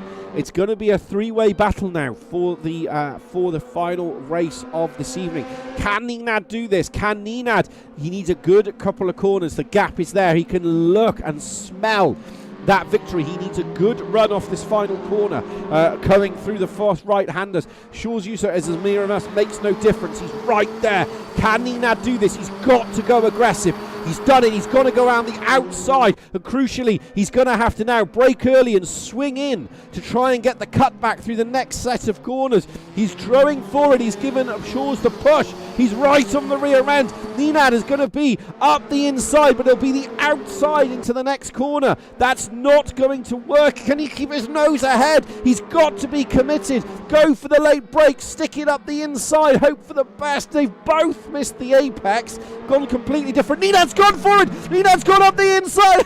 Absolutely magnetic there from Nenad. Absolute confidence. He's got 2 corners to go. Can he put this on pole on the front? He's got 1 corner to go. It's going to be a drag for the line. Absolutely sensational there from Nenad. He's going to cross the line in first position. It's going to be across the line. It's going to be so close. And he crosses the line. Does he? Yes, he does. Nenad. Oh, he's had a slowdown. He's had a slowdown. Nenad's had a penalty. It was going to be on the board. We're going to have to wait for the race results. He had a penalty. The question is, was that penalty applied? This is Andy Foster. He's down in 17th. He's fighting Derek Neal for this position, but we're waiting for the penalty. Did that cost him? Because if he didn't serve the penalty, he will be given a 30-second penalty, and he served the penalty. He served the penalty. Nenad won race 2 by 0.08 of a second. Nenad was absolutely magnetic in that final set of corners. He knew what he had to do. Shaw's left the door open by a hair's whiskers, 1 car's width, and he put it in there, and he absolutely took that position. So Nenad is the race 2 victor from Shaw's user from Stu Neal. It's going to be so close. Jean Petrus third from Toke, T-Joke, Butcher. From where are we? T-Joke from Butcher, Smith, South Trebek, from Boki, from Prieto, Bojan, Elwood, Neil, Foster, Campion, and Rallytas. And that's how it stacks up. What a final finish. What a final race 2 finish. It is all to play for now in race 3. Race 3 is going to be who can get through this, who can get the most points for the final race of this evening. That was close. Nenad in that final set of sectors there, he knew what he needed to do. He just held on as much as possible. He kept the car planted in exactly the right place for what he needed to do. I've still got a call. Now it's all to play for. Now it is on. I'm trying to figure out where my maths are on this one because it is going to be super close. Where are we? So it is going to be... Yeah, it's going to be very, very close. So for Stu Neal to win, he needs to finish ahead of Shaw's user, is the way that the mathematics works. And there'll be about a point in it. Nenad, where's Nenad? So Nenad at the moment, hopefully someone will come on and verify this. He was 245, 270, 278. He's an outside chance here. But Nenad can still do this, but he's got to finish ahead of the other 2 by about 3 cars. So Neil cannot afford a DNF. Usa cannot afford a DNF. None of the drivers can afford an opportunity, any form of non-race finish. They all have to finish the race, and it's going to be incredibly difficult for these drivers. It is a reverse grid for race 3. And Nenad is going to be starting on 12th. It's the last thing he really needed. He really, really needs to be starting in top 8. But let's look at the drivers ahead of him. He's got Bojan ahead of him, which is his fellow countryman. And I think at the moment, the Aguirre boys are helping Ninad out. So Ninad has that opportunity. Jean Petra, I don't think, is going to be close. Right, we're going to go across to the commentary box because we have Stu Neal with us at the moment, if I can actually get into the commentary box. There we go. Stu, can you hear me? I can. Can you hear me? Yes, I can hear you. What a final race 2. Yes. Of the season. It didn't quite go the way I wanted it to, but yeah. So by my very poor maths, I'm trying to get into this blinking thingamabobber. Hold on. I think it's that one. By my poor maths, there must be about a point to 2 points now between you and Shaw's. He was still ahead of me. So we were, what were we before? We were so in the Drivers' 6 Championship... We were 6... Yeah, we were 6 points apart after that last race. So after that one that's just gone, he finished ahead of me again. So that's another couple of points. So we'll be 8 points apart now in the Drivers' Championship. And in the Pro Championship, we're 4 apart. And that's 4 to you, isn't it? Not 4 to him. 4 to me in the Pro, yeah. I don't know what it is with Nenad because he was obviously ahead. He finished in first again. So it's going to be, as I say, I don't know. He was, what was he? He was 9 behind me, but then he finished 2 places. That's another 4. So he's only 5 behind me now. Yeah, and Shaw's, he was 13 behind Shaw's. So he's now 11 behind Shaw's. It's close. Yes. It's incredibly close. Neither 3 of you can afford a mistake, a DNF, an error, or anything. It's that close. Again, take us through that race 2, because at one point you were, you looked like you were going to finish, top, basically in the top 2, top 1, top of the race. And then it seemed to, again, fall away. Obviously I started 5th, so I'm happy to have got to 3rd. But I thought at one point when Shaw's and Nenad had that coming together, I thought, oh, is he going to make it? Is he going to stay on the track? And he did, but obviously it slowed him down. And Kerbelia anchored up in front of me, so I had to throw it to the side so I didn't slam in the back of him, because I thought I was watching what was unfolding, and he was maybe not anticipating it in the same way that I was. I was thinking, I can still go flat. I can still keep the foot down. Do you know what I mean? And he braked. I was like, oh! So I threw it to the right to avoid him. And I think I just touched him as I did because he braked so hard. And then, obviously, where Shaw's and Nenad had slowed down, I thought, if Kerbelia hadn't have been there, I could have potentially been right amongst it then. But, it was an epic race. And it's a shame Shaw's lost it right at the end, but fair play to Nenad because he was on fire, and he did a good switch back on me when he just left about a car's width, which was enough for me to stick my nose in at that hairpin. So I got up the inside of him, and then obviously we were then side by side for the next couple of corners, gave each other room, and he just slipped back through again. I was like, oh, nearly. And then of course he just got Shaw's at the end as well, which is an epic move. Fair play. He's as I was saying when you watch commentary back, he's sometimes he can be a little bit too timid, but today he's being the right amount of aggressive he needs to be to win, basically. Oh, 100%. Yeah. He's that switchback, because obviously you will have watched it from third. Yes. That was for me. That was the move of the season. He'd set that up about 4 corners before, and then he just went, well, "There's a door there. I'm just going to put it in." Because they finished, I think it was 0.08 of a second apart on the finish line. Yeah.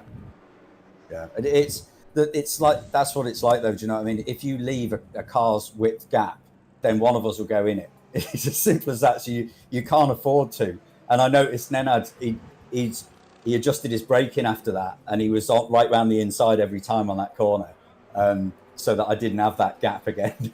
But he learns fast. he learned quickly. Yeah. It was, but no, epic racing. Like I said, it was really because firm but fair. I think is the best way of putting it. Yes, I would say that as well. It was really very, very firm but fair. So obviously race 3 coming up in 5 minutes, the final race of the season, and it's all to play for. You know, you are going to start ahead of your championship rivals, which puts you in a great position. You've got T-Joke ahead of you, Poddy Flack. Obviously, he's going to be a blocker for somebody. But then you've got Deek, Smith, Butcher, and Foster. Realistically, you'll pass all of those within the first couple of laps. Well, I hope so, but it's not always that easy when you've got this much ballast. That's the thing. Yeah, I mean, it's going to be tough. I think it's going to be a tough final race, but it is a 3-way battle, and I think Nenad's got a tall order, I think, to do now, where he is, because obviously I think it was top 8, I think he'd be okay, but he's down in 12th, so again, is it a case, obviously, another great start as well in that race? It was, but Shaw's was just as good. that was the problem there. He didn't have although I had a good start in the first race, and he didn't, so it was even better for me. Do you know what I mean? But in that race, then we both started exactly the same because I watched the nose of his car at the same time as mine. I thought, it's not going to happen again, so I'll get tucked in behind him. Well, I think it's going to be. I think it's going to be an epic final. As it always is with TCRSL, and I think the teammates are going to play into this. I think at the moment it's game on Apex Predators, but Bojan, I mean, you got Boki out in front, third row on the grid. Boki's quick; he can play into this. It's going to be exciting. I think it's going to be exciting. I can leave it there with you now, Stu, because Russ has just popped in, so I'm just going to quickly go and chat with Russ. If I don't catch you, Stu, good luck. Cheers. We'll see how it plays out in the final 15 minutes. Russ, can you hear me? I can. I just thought I'd give you a quick update on the current points as I've quickly worked them out. Perfect. So, Drivers' Championship, Shaw's is on 291, Spew is on 283, Nenad is on 279. Pro category, Spew nearly is on 304. Shaw's is on 300, Nenad is on 285. The Pro-Am category, Craig Deacon's on 346, Boki is on 333, and Tim Van Loon, who's not racing, is on 285. And in the Am battle for second and third place, Carl Smith is on 297, Foster is on 291, Bill is on 277, and Derek Neal is on 272. So they are all still within potential of finishing top 3 out of those 4. Pro-Am, Deakin and Boki are fighting out for who's going to win that, and obviously Spew, Shaw's and Nenad are fighting out for who wins Pro. So yeah, there you go. Perfect. Thank you, Russ. All to be decided in this final round. Which would be, so what we're saying is you're going to win. So I don't know about that. You'll win the championship. I've won it. While you're quickly here, obviously with a minute 30 to go, probably about a minute actually. Obviously starting on front row. Yes. In 11th. Again, pace has been very good tonight. It's been consistent. Is it a case? Do you see yourself as an outside chance of victory tonight in the final race? It would be nice, but I know there's some very, very quick people not too far behind me. So if I make the slightest mistake, it won't happen. But we'll try. This is the first night I've raced in VR as well, which is why we had a bit of a mistake in race 1 when I slipped off the button, and went when I shouldn't have done. But no, it's been quite nice in VR actually. So we shall see what happens. I was slightly quicker in VR than I was on the monitor tonight when I did it in practice, so that's why I decided to run VR. And it's going well so far, I think. Well, good luck for the final race of the season. We've got 30 mate. seconds to go in practice, and obviously the formation. So hopefully I will talk to you at the end, where Yes. you can give us an update of the final race results. Will So, do. No worries, Andy. Good luck. Thank you, mate. No Speak to you worries. soon. Speak to you soon. As always, it's going to be an interesting final race of the season as we go back across to the mainstream. We're watching Nenad at the moment. It's 3:50. It's a 15-minute race. It's a reverse grid. Top 12 have been reversed, and that was determined in between races 1 and 2. 19 drivers are going to start the final race of the season. It's going to be absolutely manic, I think is the word I would describe. The question is it going to be Nenad? Is it going to be Stu Neal? Is it going to be Shores Yusa, who will take another title within the league this evening? We have about 50 seconds to decide. We're going to keep an eye on Nenad so that when the car loads up into the game, we have him front and centre. The question is, what will he be able to do here? Will he be able to take the championship away from the other two? I think it's going to be an extremely tall order if he can do it. But you never know. The two at the front could have a massive accident. They could hit themselves out. Their computers could crash. Or there could be a tariff applied by Trump, who would then stop them racing. We will find out in the next 13 seconds. So we have the warm-up, then we go into the formation, and that will be the final race of the season.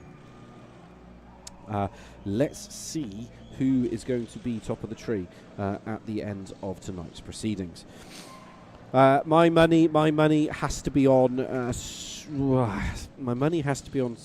It's a tough one. It's a tough one. If Shores Yusa can get past Stu Neal in the first 2 laps, my money's on Stu Neal. Shores Yusa. If Stu can maintain that, my money's on Stu. Nenad, if Nenad can get ahead of Shores and Neal within 4 laps, my money's on Nenad. And that's the way I put it. That's how I would divide it all up. But it's an outside for Nenad, I think. But he's got it. He's been so committed tonight. 2 race victories so far. He's doing everything he needs to do. He can do no more. He's had a first and a first. When it's needed to, he sent it up the inside. Right. There is the championship rivals right in the middle for the final race of this evening. Watch the board at the top. That's what you need to see. Oh, lights out and away we go as they all stove into that first corner. Stu Neal has had the perfect start. Nenad has not had the perfect start at the moment. He's really not applied what he needs to do. Nenad's holding position. There he is. He's managed to get past his fellow countryman, which is what he needs to do. Bojan has already let him past. That's exactly what he needs to do as they all stove into that first corner. Question is, can Nenad get past John Petra? Oh, there's contact at the front. They're all scrabbling to get off the road. Shores Yusa, he's holding position at the moment. He's up 1, but not enough. Stu Neal, there's Nenad. Nenad has done it. Nenad's done what he needed to do. He's already got past the man ahead. He's absolutely on it now. Can he get this through the right-hander? He goes. There's Nenad. He's got his 2 championship rivals just ahead of him. There is Boki. Boki is going to be a blocker. He's going to cause a blockade for the other 2 drivers. Now, Shores Yusa has got Poddy Flack just ahead. That's what he needs to do. Poddy Flack needs to be there at the moment. 18 started. Carl Smith at the back at the moment. There's Boki right in the middle of this. He is a fellow Serbian, so he will be there. Poddy Flack, I don't know what he's going to do. Russ Butcher is leading at the moment. He's 0.8 of a second behind. Craig Deek's gone into second. Andy Foster's made a mistake. Andy Foster at the moment, he's just trying to stay out of trouble. He doesn't want to impede. Prieto is trying to go up the inside of Derek Neal. There's Derek Neal. He's in the number 7. Prieto, number 8. 7 and 8 side by side. Number 8, bigger than 7, gets past, ticks that box. Can he now go after Bill Campion, who's just ahead? Derek Neal not taking the optimal line there. Right, there's Craig Deeks. He is a massive cork. There's Andy Foster. Andy Foster is just getting out the way. He's properly getting out the way by going on a completely different part of the racetrack. Now he's got to be careful. He doesn't want to impede the other drivers. He's doing a great job there at the moment of just basically not getting involved with everybody else. And now he's back with where he needs to be, and he's going to put the hammer down. Very well done. Craig Deeks is currently in second position.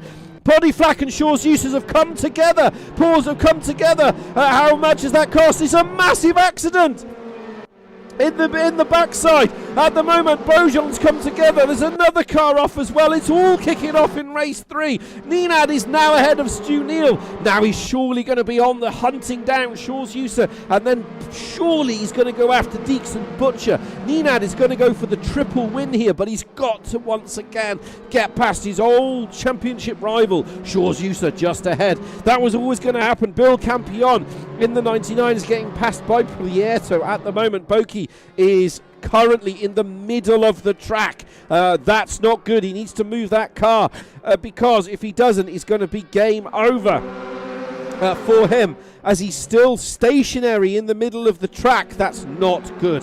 There's Nenad. Nenad's holding station at the moment. He's right behind Shaw's User. Can he do this now? Can he push? All he needs to do, I'm still not sure what Boki's doing. He needs to be careful because, again, he's stationary in the middle of the track. Right, he's got the car going, but he's got to get out of the way. He's waiting for somebody. He needs to either get that car moving or get it out of the way because he's going to get a load of penalties at the moment. Right, Shaw's User is going to try to defend now from Beaujean. Boki's finally got his car going. Bill Campion is side by side with Steve Elwood. Elwood at the moment is in the bright yellow car. Can he hold on to this? No, he can't. He's holding station. Right, Shaw's User is a reload all over again. There's Boki. Boki's recovered the car out the way. Good luck, well done there from Boki. Right, Shaw's User has to clear the man ahead. He's got to get that man. He's got to clear that head. Stu Neal will be begging for that to happen because it further reduces his championship deficit. Because at the moment, I think Stu Neal, 4 points difference. 1, 2, 3. Oh, that's going to be close. It's going to be incredibly close. At the moment, Nenad is going for the run here on Shaw's User. We're following this battle as it unfolds. There's Shaw's User. We're on the action camera for some unknown reason. Let's get the heli up. Nenad's run a little bit wide there. He's not close enough on this corner. Here's the rear camera through the right-hander. You can see there Nenad is pushing and pushing and pushing. The question is, can Nenad do all he wants riding from the front lower camera? He's absolutely applying the pressure. He's giving it everything he needs to do. Question is, can he do enough? As we rejoin the camera this is down in the 9th position. This is Beaujean. Beaujean's forcing. Nenad and Shaw's are side by side. Nenad saw that coming. Is he going to go for it again? Is Nenad going to set up the maneuver that he did last time? He's going to try to go all the way around the outside. It's not going to work. Shaw's cannot afford to leave any form of a window or a door open because that man there will put his car in it. He needs to get this done. He needs to get past. They're both now slowly but surely dragging themselves ahead. He's left the door open just enough. Stu Neal sniffs the opportunity. Stu Neal, he's in the blue car. We're riding on board with him now. He's in 5th position, don't forget. He's attacking the 2 ahead. So the man behind is just a rear gunner. He's not really doing anything else. Elwood and Campion are side by side as they go through. Right, we're going to rejoin this. Nenad has gone up the inside. Nenad's got this. He's got to keep his foot planted firmly on. Hug that apex. Go immediately defensive. Do not allow Shaw's the overrun. He's done it. Shaw's has got the overlap. That was always going to happen. But how many positions he's managed to close that door, nip and tuck back up the inside there of Shaw's User. This is playing into the hands of the first 2 in 1st and 2nd from Butcher and Deeks, because while these 4 are squabbling now, it's allowing Deeks to get away. It's lap 5. We're looking at 11 laps. We're not at half race distance just yet. Nenad once again is applying the pressure. Beaujean and T-Joke are also fighting each other in the background. Nenad's going round the outside. Stu Neal's gone up the inside. Stu Neal has gone up the inside of Nenad. They give each other enough room, but crucially Stu Neal will have the inside to the next set of corners. Does Nenad just take the brave pill and hang it round? Yes, he does. He's gone full brave pill there. Manages to cut Stu Neal off. Stu Neal has seen the door open, sniffs it, closed shut, reset. Nenad now has got the overdrive. It's game on Nenad. Nenad is the 1-2 third car, the number 31. He is attacking this man here, Shaw's user. The rest of the field is kind of spread out at the moment. Rob South is on the back of Rallytas. He's on the back. He's side by side with Rallytas. Rallytas is the 63. Rob South is the number 12. It is positioned 12th and 13th. These two are absolutely nose to tail at the moment. Bill Campion and Derek Neal are still fighting. They're still fighting. They're side by side in the background. I am keeping an eye on that lead battle. Bill Campion, 99, white car, 30, number 7. That is Derek Neal. Right, Nenad has once again on the back of Shaw's user. He's going to have to do... Craig Deeks parting the sea has gone off the road. How many does he lose? 1, 2, 3, 4, 5, 6, 7. TJ nearly collects him. He collects Prieto for good measure. Shaw's user up to second. It is on like Donkey Kong now. Russ Butcher is 3.3 seconds ahead. Nenad at the moment. Russ Butcher's saving grace is the 3 championship rivals are battling each other out, but Stu Neal cannot afford to finish in 4th position. He needs to finish behind Shaw's user. By my poor fag maths, that is a 4-point deficit. A 4 points deficit. Slow down penalty for Nenad. Slow down penalty for Nenad. Nenad's car, number 31, royal riding on board now with Jean Petre. He's in 5th position. Don't forget, there's 4th, 3rd and 2nd. Butcher, 2.7. This is on for another victory. This is on for another race victory for the top 5 drivers. They've closed the gap to Butcher. It's back to 3.3 seconds. We're not going to look at Butcher, mainly because we don't want to curse him. We do not want to curse him. 6 minutes, 15 to go. Over halfway. Oh, there goes Nenad. Nenad's gone around the outside. He needs to be careful, because he can't afford a mistake. He can't afford Stu Neal there to cause any issues, as Shaw's user now has him all over his rear end, absolutely applying it. There is Shaw's user. Shaw's user is... No, that's not Shaw's user. That's Nenad. As we ride from the front camera, this is 4th place man, Stu Neal. He's given it large. He's going forward. Nenad is absolutely got all over that rear camera. Nenad's up the inside, but he's not going to be enough. As he goes into that corner, he's looking left, he's looking right. He's gone crucial. He's gone for the brakes. Can he get the car stopped and rotated? He's left the door open again. He's going to force his way in and close that gap with Stu Neal. He's just managed to get that done. The Stu Neal now has that rear bumper. He can smell the high octane fuel. A little bit of a love squiggle there from the man ahead. He manages to hold on to it just enough, and he's lost it. There's contact. There's contact. Nenad's had contact at the rear. Stu Neal has had a little bit of a contact at the rear. Nenad has lost another position, but Stu Neal runs wide for bad measure. Now the question, he lets him go. Absolutely fantastic there from Stu Neal. That's the type of racing etiquette that we like to see here in the TCRSL. Nenad had the little touch there from the rear end of Stu Neal. Stu Neal just let him take the position back, said, it's yours, nothing to do with me. Right, Jean Petra's got Podiflak for company. There's Podiflak. Podiflak is attacking the back of Bojan.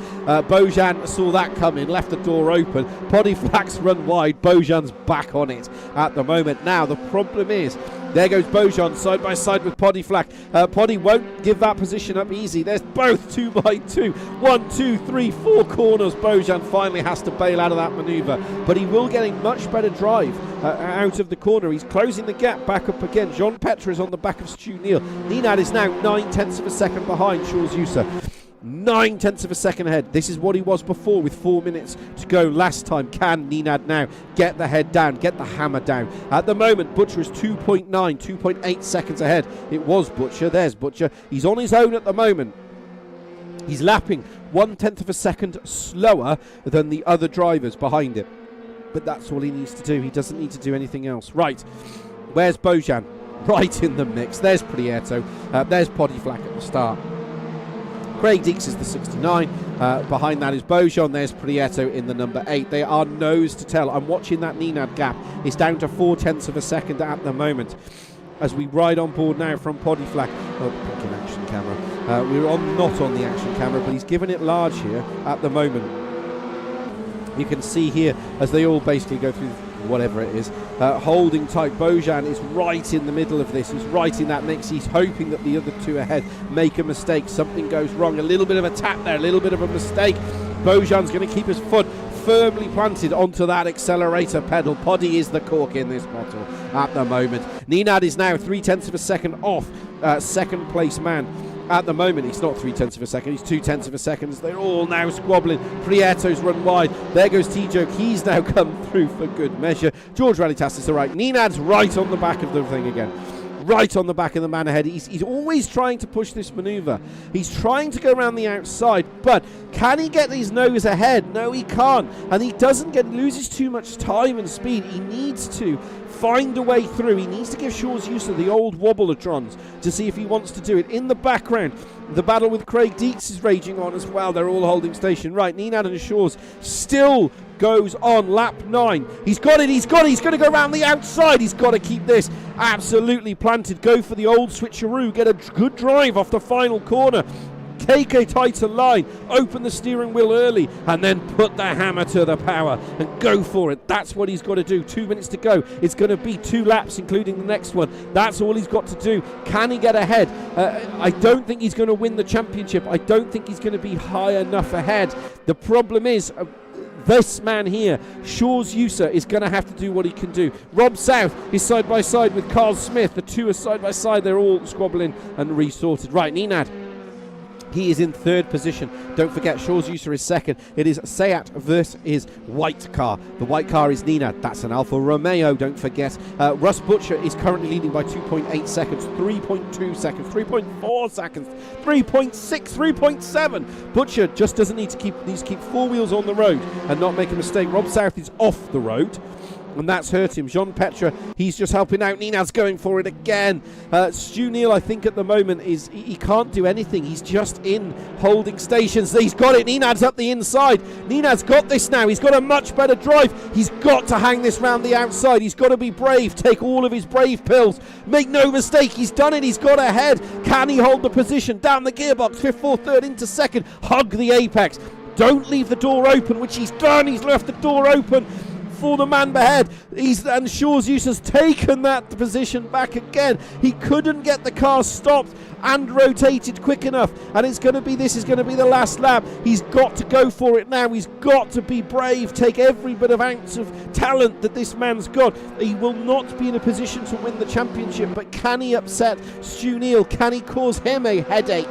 Can he cause him to lose it? Nenad's going for the outside. He's got to go up the inside. He's got to surely now make this stick. He's all over the rear end of this. The rest of the field is hold on. Nenad can't go around the outside. He's just got to push the man ahead. He's got to push and push and push and push and hope that Shaw's user can make a mistake. He's got all 4 wheels pointing in that right direction.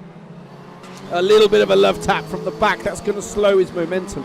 Has that pushed him into the clutches of Stu Neal? Yes, it has. Stu Neal is absolutely applying the pressure. The three championship rivals, all nose to tail, 1st, 2nd, 3rd and 4th. Jean Petra is just watching this unfold at the moment. Nenad has closed that gap to 0.2 of a second, but is it too little, too late? Has he got the overlap? Has he got this done? He's got to be brave now. Go on, Nenad, keep it stuck up the inside. Do not falter.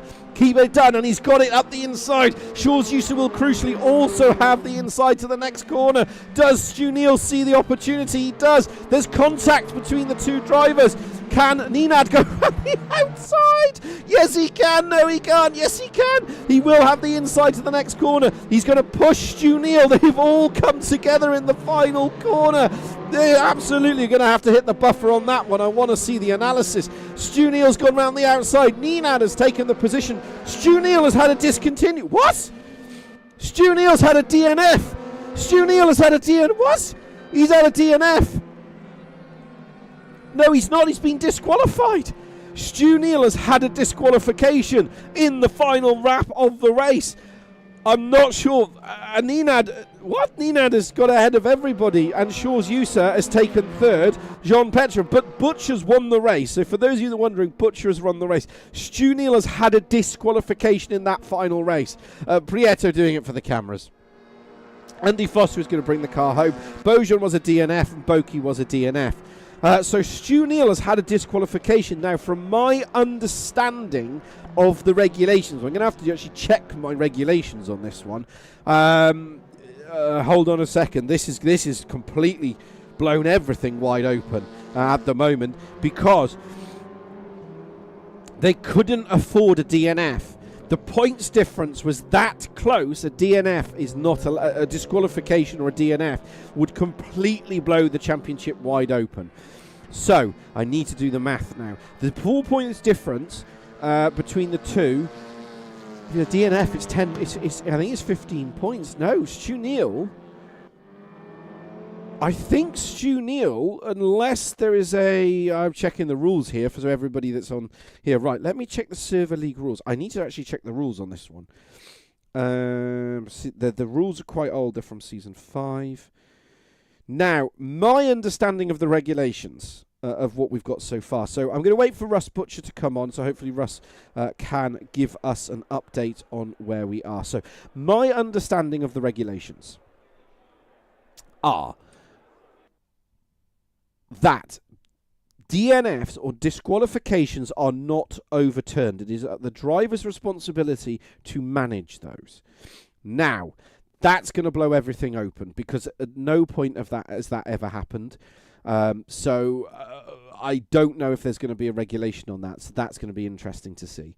I'm not sure how that's going to go, so that's going to be interesting. We're going to go across to the Discord where we do have Stu Neal in it. So what I asked, I'm going to have to say this. Well, we do have Stu Neal with us, so that's going to be interesting to say. The title is still open as it is, and obviously there's going to be some incidents, I think, which are going to be reviewed. So, Stu, please, all I'd say to start off with, obviously it's the final race of the season. We've come up on the board as a disqualification for yourself. Obviously, please be mindful that there will probably be something or whatever. I don't know. Obviously that final race, very, very battle heavy. Yeah. For yourself. Obviously, take us through that. Obviously, we have that disqualification. Well, it came up on the board as a disqualification. Yeah, it was. It was incident points. I mean, literally from, I think, the first lap, I was on 12 or 16. Oh. And then I was on 20 then for the rest of the race. I think the next lap, I was on 20 then for the rest of the race. And it was accidental coming into the hairpin, I think, because Nenad and Shaw's were obviously fighting in the corner. They broke and slowed each other down more, so I had to slow down more. And John Prechter gave me a tap, and that put me on 24. And I was like, oh, no, here we go. And it was coming towards... So I was on 24 then, and then towards the end, obviously, we all got bunched up, and there was cars going everywhere. And I was on 28 as we came round that final corner. Yeah. And then I don't know whether it was Shaw's or Nenad or wherever, we all got squeezed together, and it's the sideways squeeze just tipped me on to 32 then, and that was it. So if I'd have just got through that corner cleanly, I could have, obviously I could have backed out of it, but where I saw there was the potential I could have got 2 positions, which could have sealed the championship. The Pro Championship. It wouldn't have sealed the Drivers' Championship, but it would have sealed the Pro one. It happens, I've lost them both now. Yeah. The thing is, again, because I had to check my ruling on this, because weirdly I had to actually consult the regulations. Now, my understanding, again, is that disqualifications aren't overturned, because they never have been. It's just a rule. No. It's part of the... it's one of those things, 30, you have to manage, every driver has to manage their incident points. I will say, personally, I am fully gutted, because it's not like it was a disqualification like on lap 3. It was the last corner. The last corner, yeah. But again, it's like you've said before, we've talked a lot on open commentary about it. It's like, if you're not going to go, and I don't like that quote, if you're not a racing driver, if you don't for a gap, because we all know later in life he actually said, I shouldn't have done it. But again, like you said, the championship was so close, and you couldn't afford it. Well, that's it. You couldn't afford to lose a position because you were racing hard, and the opportunity was there, and you saw it and you went for it. It would have gone one of two ways, realistically. I think either being a hero or not. So from myself not, personally, I do feel for you. I genuinely feel for you. I do too. It's one of them, isn't it? I mean, it's gutting. I had to go because, like I say, you had Shaw's and then had side by side, and I had John Pretra right behind me. So it was go for it. Or the thing is, if I hadn't have gone for it and backed out of it, potentially John Pretra may have then hit me because obviously he's not going to be expecting me to slow down. Yeah, do you know what I mean? So I was in an unwinnable situation, I think, at that point. If I'd have backed out, I'd have got hit and gone out anyway. So and you could, and the other thing as well is I don't think you could afford to lose those points to Shaw's and to Nenad by letting Jean Petra through. No, So if John Petra had got through, that would have been it. So you're in an impossible situation, but it is what it is. Shaw's has also joined us as well. Nice to hear from you again, Shaw's. We have Russ Butcher with us as well. I don't know if, Russ, you've got the provisional final results.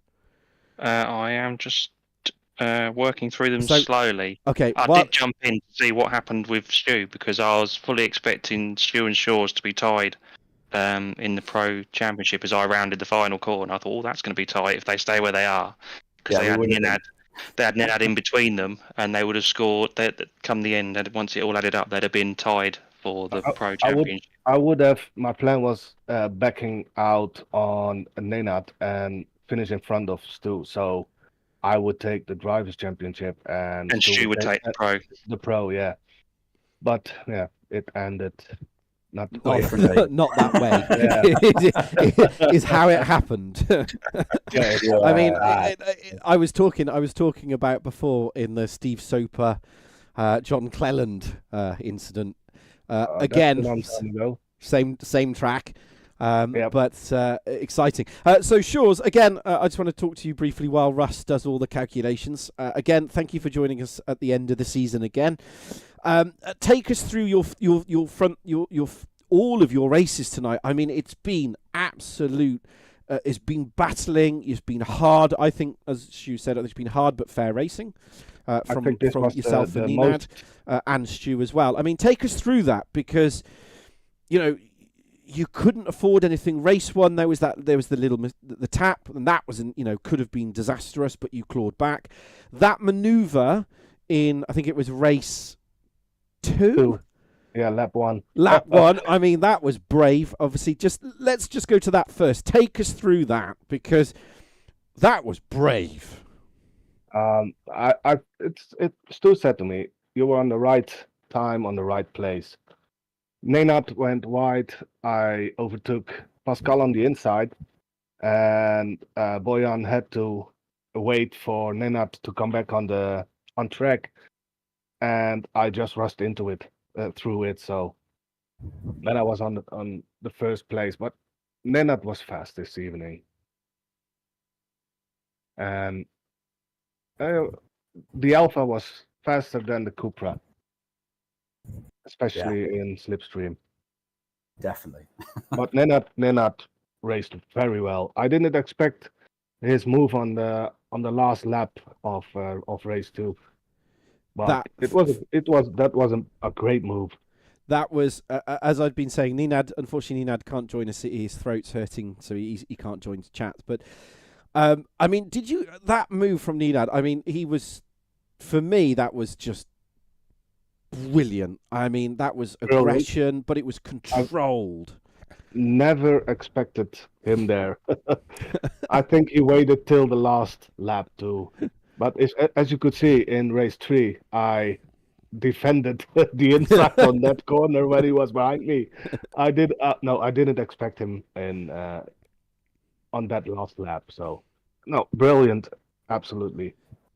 And again, talking to obviously yourself and talking about Nenad tonight. Obviously, he can't join us, so I'm just obviously a shame. But I'd said in commentary through the season, obviously when I've watched him, he sometimes he lacks aggression in terms of his. He can do it, but he goes no. Tonight, I felt he really took that change. That it was a managed aggression of going, well, I'm going to put the car there because I need to put the car there. Never doubt Nenad's aggression.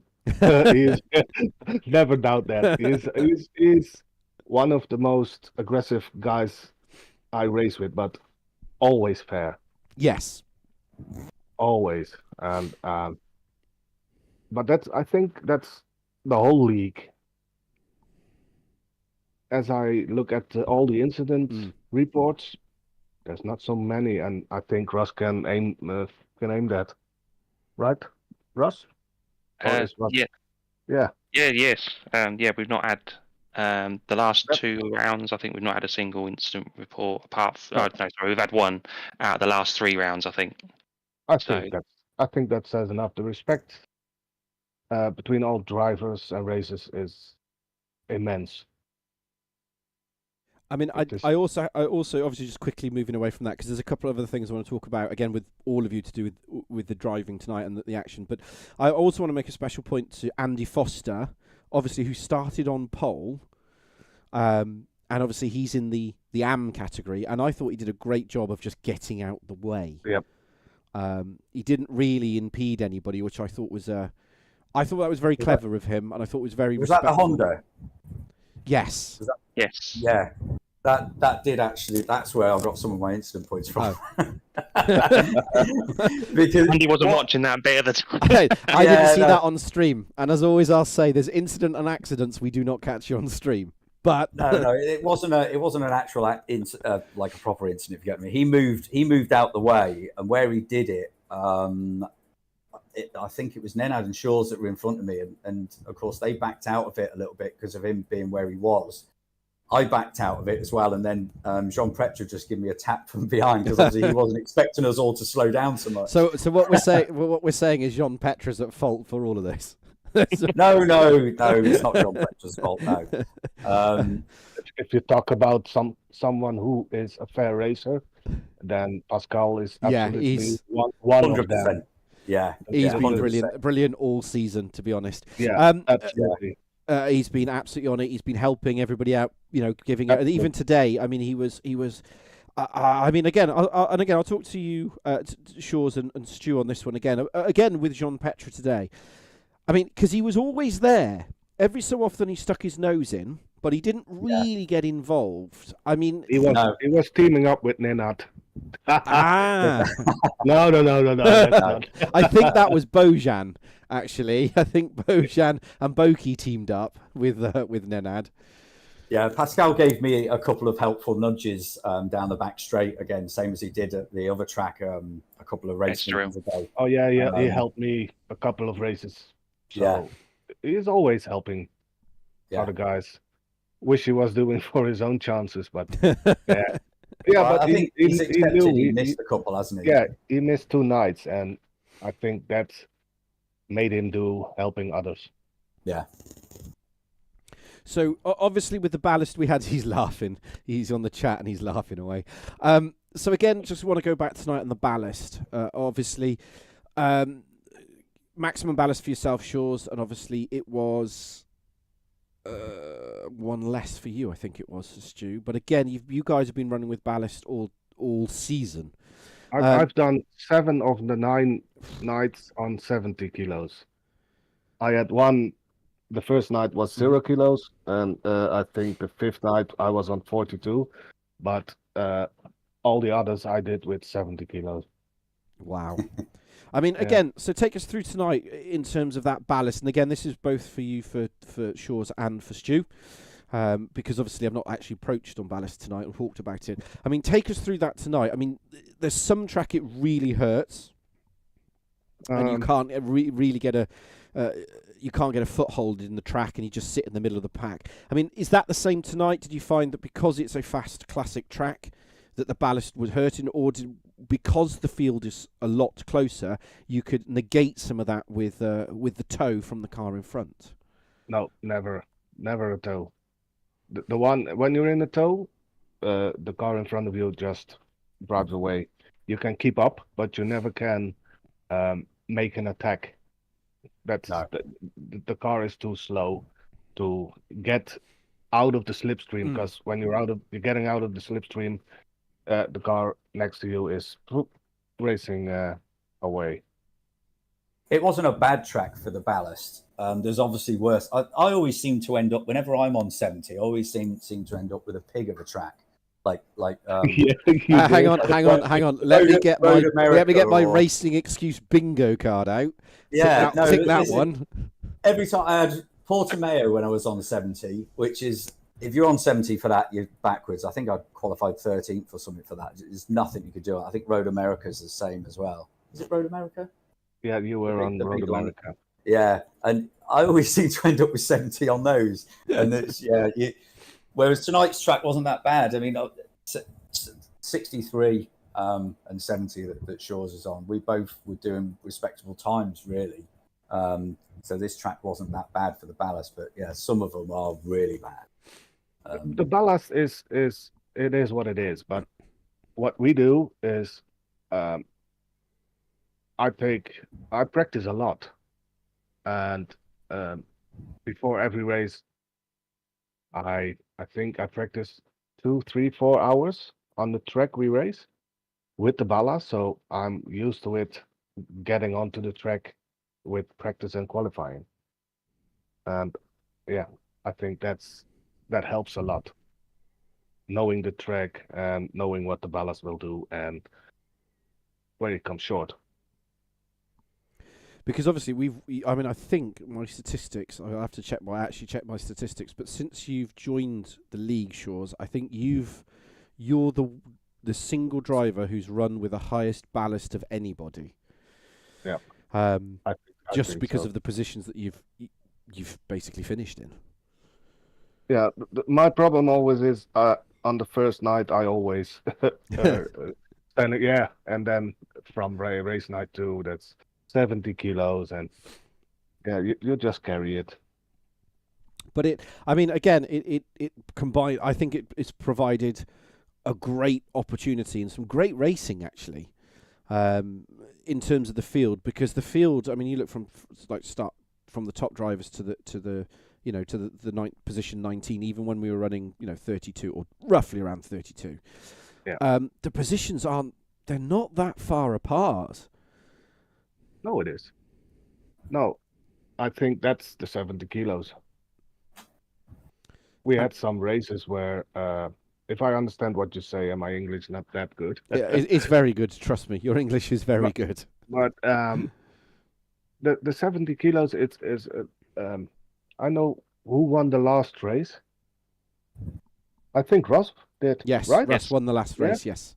I think Ross won a couple of races this season. 2. Yeah. Assen feature and this final one tonight. I really don't know how much I won. I think maybe 3 or 4, and the rest of it is just damage control. Doing with say it isn't so, Stu. Tell me about it. Yeah. It's damage control, and race 3 is always the key. The points you get in race 3, they are so important. I think we've I think if you've followed the commentary through the season, I've always said that, and I've always said that about you, Shores, is that if you want to learn how to win the championship, learn how to finish race 3.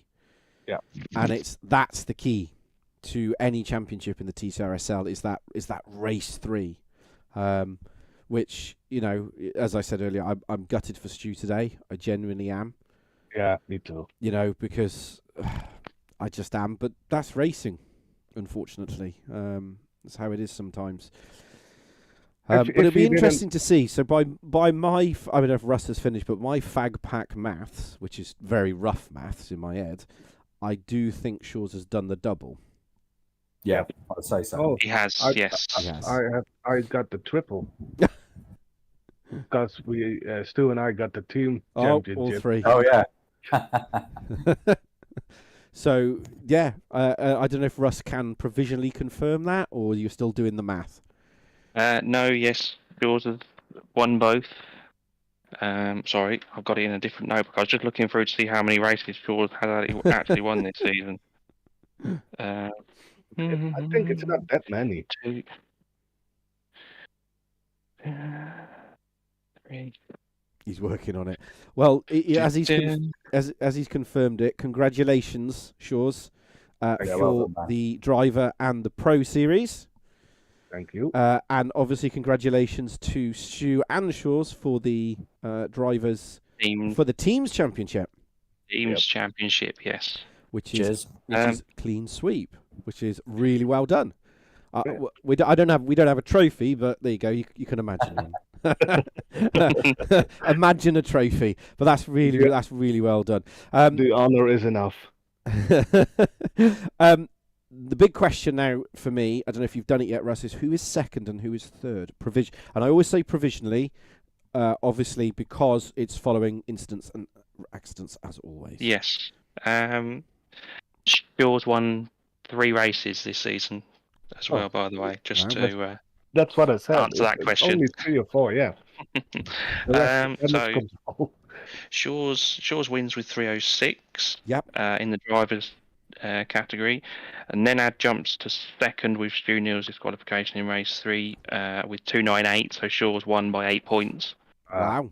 In the drivers, Stu finishes in third on 283. I will just have to double check that with PJP, but he was already 30 odd points ahead of PJP, so I'm pretty sure that's the top 3: Shaw's, Nenad, and then Stu. In the Pro, Shaw's wins it with 315. Stu Neal still holds on to second place at 304. And Nenad is on 302. Oh, that was close. That was close. In the Pro-Am, yep. Boki didn't finish race 3. I don't know what happened to Boki. So Craig wins Pro-Am with a 366. Boki is in second with 333. And Tim Van Loon holds on to third place, even though he didn't race tonight, with 285. Nice.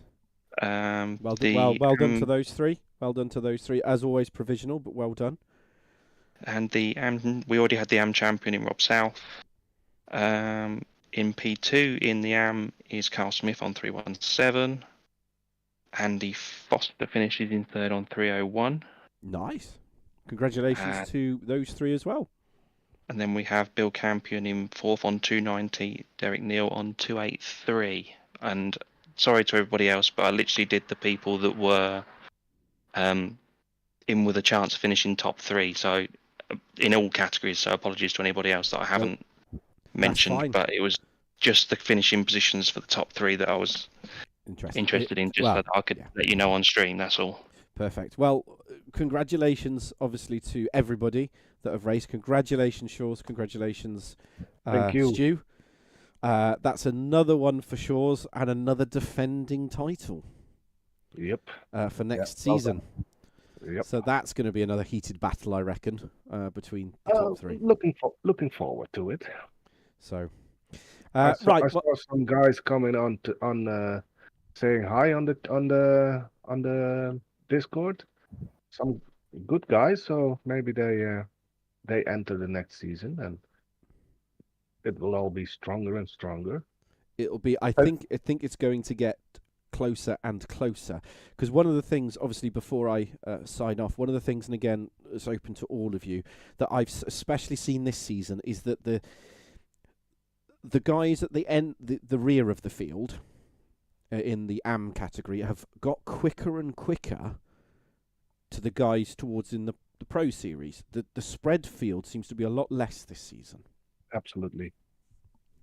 If you look at the pace of, for example, Rob South is so much improved last season, and I told Ross earlier his pace is improved a lot in the last 2 seasons. Yeah. So it's all coming closer and closer. And with the respect of the league, of the guys, this is an amazing league, and always looking forward to the Wednesday night. Thank you, mate. That's appreciated. Russ and the drivers, they do a great job.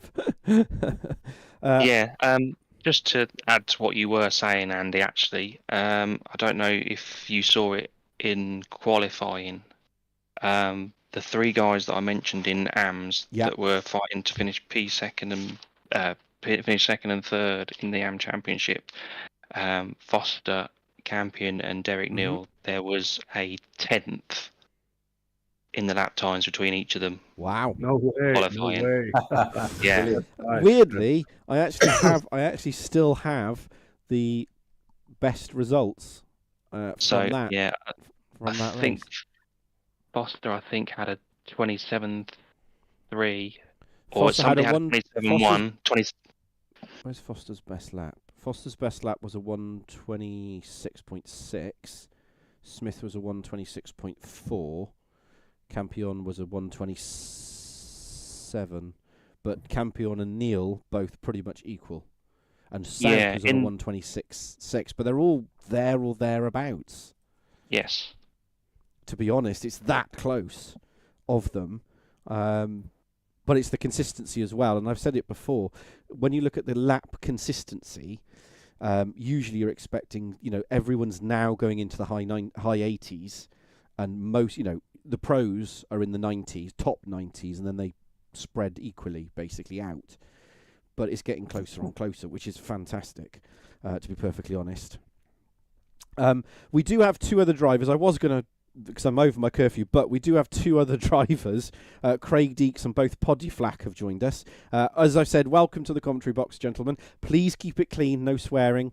We are a children's programme. We don't filter that from everybody else. So I will go off, guys. Okay, well, congratulations, Can I- Shores. Can Well I just done. say before you go off, Shores? Ross, thank you for the season. No worries, mate. And, Thank you. Looking forward to next season. And Andrew, thanks for the comments, man. No problem. And Shores, before I'll you hope to see disappear, you. What do you say, buddy? before you Yeah. disappear, Yeah, what a great championship contender you are, thanks, mate. and congratulations. Yeah, well done. Congratulations, Shores. Well done, mate. Thank you, guys. And Poddy, we'll talk soon. We will do indeed, mate. All right, You guys. take care. Talk to you See you, soon. mate. Thanks for all. Thank care, Shores. Well done, Cheers. mate. Bye See you, bye. mate. Bye bye. So, obviously, I just want to quickly talk to, I don't know if you're going to stick around, Poddy and Craig. I don't know if you can I will both hear do me. for a minute. I can. You can. Yeah. Perfect. Right, I'm going to quickly talk to you, Poddy, and then I'll talk to you, Craig, and then I'll probably sign off because I do have a curfew, Yeah, I know you do. unfortunately. Poddy, obviously, through the season, earlier contender in the early part of the season, but then, again, correct me if I'm wrong, turned into one of your supreme talents within Block. sim racing, blocking everybody. Well, why not? It was my job, and I'd already said to Shores and Stu, that they're good friends, and so is Russ, and so is Craig, and so is everyone else on there. But my job is push them as high as I can get them. So if I can help them, there was always going to be help, and tonight there was help. I can't even remember what happened in. I don't know if it was race 2 or 3. There was something that happened. I'm not going to pinpoint people, but I just told them both, just go past, go left or right, just tell me what you're doing, and we were all rosy. So yeah, no, it's nice. I'm never going to be a championship contender, as they say. I lack, I don't know, lap consistency would be the right word. I wouldn't put yourself down too much, mate. No. Yeah, you're not exactly slow, let's be honest. No, No, I'm not. No, I'm not. I'm not by any means of the imagination, but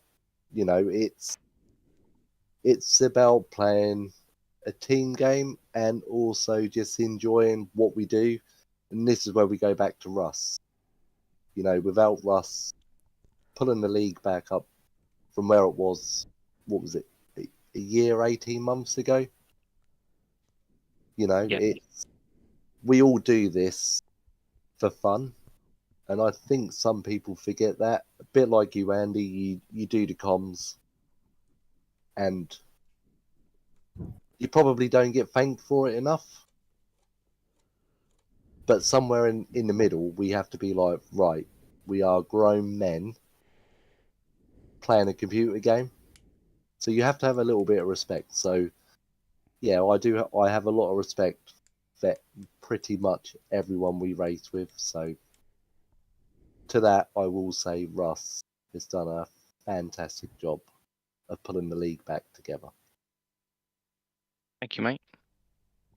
I don't know what else to say. I never come into a live comms. I never do it. I never ever do it. He's like, what do I do now? I don't. And a bit like Stu knows, Russ knows, Craig knows, and yourself. Today's not been the best day, and I've picked the best day to come into the com box. Just enjoy life, enjoy your racing, and just nothing else matters basically. So I won't say no more. Okay, no worries. Well, you're always welcome. You're always. I know welcome. that, AP. I know that. I know well, that. I'll leave it there with you for now, Poddy. Absolutely. Thank you for joining us. Please stay in the box if you want, or continue to watch the will. stream. I'm going to go across to Thank Craig. you. Because obviously it's the first time I think I've talked to you this season. It's very rarely I talk to you, actually, Craig. Yeah, I know. Within the commentary box. So I never feel worthy of coming in. Of course you are, mate. Hey, And you're now a champion. As I've said all time and time again, as people know that follow my commentary box, it's always easy to get the and I'm not disrespecting the guys at the top. I would never do that. But it takes all sorts to make a league. It requires everybody to make a league, the guys at the top, the middle, and the bottom, because and obviously Russ to run it. So it takes everybody. Yeah, so, but 100%. first of all, congratulations! Obviously, top Thank of the you. tree in the Taken Pro-Am five series. seasons, I think. Yeah, which is brilliant. Again, take us through tonight, because obviously take us through that race 3, that final race as well, because again, it was only a couple of mistakes that crept in. Yeah. But your pace was you were on it. Yeah, there were just big mistakes. I was locking up. I don't know what you call it, but the right hander before the bridge, and I was just really struggling with some of the corners. And I struggled with the Alpha pretty much all year, really. I think. Right though, Craig, you did choose it. I know. Put it out there. You chose the car. I know. But yeah, no, it was good. I feel like I've improved, definitely improved. Just need to get a bit quicker. I just have a very, very hectic life. I work 60 hours a week. I do 110 miles to work and back every day. So I've done an hour and 10 minutes in the car before I even sit in the rig. So sometimes I'm just tired. And I'm old. I'm 52 or 51. So 52 in July. When you're driving back those 110, you should drive them at speed. Well, I drive at after 55, practice. but yeah, 110 there and back. But yeah, it's a long way. Yeah. A lot of it work is. sometimes. But yeah, I enjoy the league, and it's good to be around everybody, and it's good to follow the quick guys and see where they're going. But I've definitely improved season on season. But and of course as well, lots of you're not you're in the battle now. So it's, I mean, again, I've broached it with other drivers through the season, but obviously for yourself as well. It's almost like you're learning a new skill, because you're not just fighting 1 or 2 cars, you're fighting 3, 4, 5 cars. And one mistake, and you're not losing 1 position, you're losing 3, 4, 5, and then you end up the back of the field, and off you go again. Yeah, no, absolutely. Yeah, no, it's just consistency. If I could keep consistency, I'd be further up the field. I know I would. So, a bit more practice. So, obviously looking forward to next season. So is it yourself or Russ that gets to choose the car this time? Russ. I think we're running out now. We're going to try something new, Craig. Russ doesn't want to go in the Cupra. I'd be happy to go in the Cupra. I'll have a go in it. No, you wouldn't. You wouldn't. No. I am surprised you're not in the Astra. Yeah, well, I was going to say Astra. I did like the Astra, actually. I did like the Astra last year. But yeah, no, it's all good, isn't it? And like Poddy said earlier with what's happened today, we're all a bit of a family, aren't we? We have our ups and downs and ding dongs on the track, but aside of all that, it's good just to have some friends to race with on a Wednesday night. So yeah, it's all good. Headspace, as I like to call it. Absolutely, yeah. Yeah, no, but it was good. I'm ashamed that Obradrovic didn't finish. I'm not sure what happened tonight to him. He's just sent me a message saying well done, but it would have been nice if he'd finished all 3 races and we'd had a proper battle to the end. But yeah, there it goes. It's how it is. Unfortunately, that's how it is sometimes. And as It is. I think within, as I said before, within the pro am category, it's that you've broached on it there. It's the consistency. It's slightly different because when you look at the pro guys, they overlap consistent pace because I can see that on the on a screen. Yeah. High 90s, and some of them are 99.96%. It's ridiculous. Yeah. But you guys you're in the 90s, but it can swing from some drivers at 96, some are at 92. Yeah, and that's the difference, the 5%. Yeah, it's that little consistency. So the lap pace is there, really. But again, definitely. 90 point. And when I'm not under pressure, when we practice on another night, I think I did 25.7, I think, in practice on Monday night. I felt comfortable. Couldn't get anywhere near it tonight. So I don't know if it's nerves or the stress of it all. I've no idea. But It's overdriving. Yeah, it is. Yeah, it is. Yeah. It when is. you're not under pressure, and it doesn't really matter if you finish or you don't finish on a practice. I can set some reasonably quick times. Yeah. But again, I think it's one of those things as well. When you're in a pack, it changes mentality, because when you're in a pack of cars, before, if you go a few years, seasons ago, you were racing, maybe 2 or 3 cars. Now you're not. Yep. You make one, you make quite a big mistake. You're racing the AM guys, because the AM guys are also battling each other. Yeah, no, definitely. I mean, when Russ, we were talking about this a little while ago. When I first joined Russ, which will be, you'll tell me you're good with the maths, Russ. Quite a few seasons ago, I was always 1.5 to 2 seconds behind him. I was miles behind the pace. But yeah, so we've definitely improved massively. Yeah, it was 3 years ago, mate. Was it? Was. Wow. I've raced in real life. It's just so different on a sim. It's completely different. Yeah, it is. It is, because when you're practicing, you're racing no one. All you're doing is chasing the times. Yeah. So we'll all bang all the times in. Same as like Stu will back me up. Was it not this week, last week? Stu joined and he was like, getting proper stressed out. He was like, I can't hit the lap times, I can't do this. He went and won 2 races. Yeah. It just come. So no, definitely. And I watch you guys, watch Stu and Shaws and all the others, and think, wow, they're so quick. But it really is only sort of 300, 400, maybe half a second sometimes, but it just seems so hard to get that extra half a second out. Yeah, it's just how it goes. It's just how it goes. And to be fair, I will join a lobby, and I'll watch like Stu, Shaws, Naned, and I'll watch them, and I'm like, how have they done that? And then we'll just go and follow. And then you're like, right, so they're cutting this, they're doing this. Yeah, no, it's absolutely true. It's learning where the track limits are sometimes. Yeah, it is. Sometimes you're a little bit, I don't know. Sometimes I followed people tonight and realised that you can actually take that right-hand corner and clip a lot more of the curb than what I was doing before. Yeah, but I wouldn't have known that until I started following people. It's like coming out of the last turn, going down the pit straight. It's like they've got all the bollards. Well, you can drive through them. They're like coming through your cockpit, hitting you in the head. You're like, I noticed that when I followed you. Actually, that's the first time I'd done it.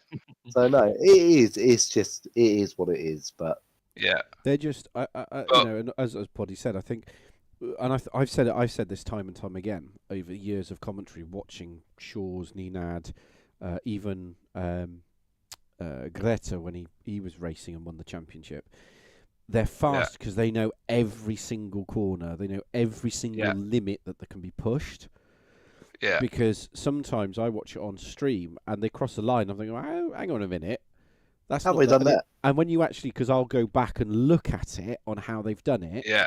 The front two wheels are off it. The other two wheels aren't. And it's like, well, the game. Yeah. They know, but that's what makes them same as Ninad, same as Jean Petre, and Stu does it.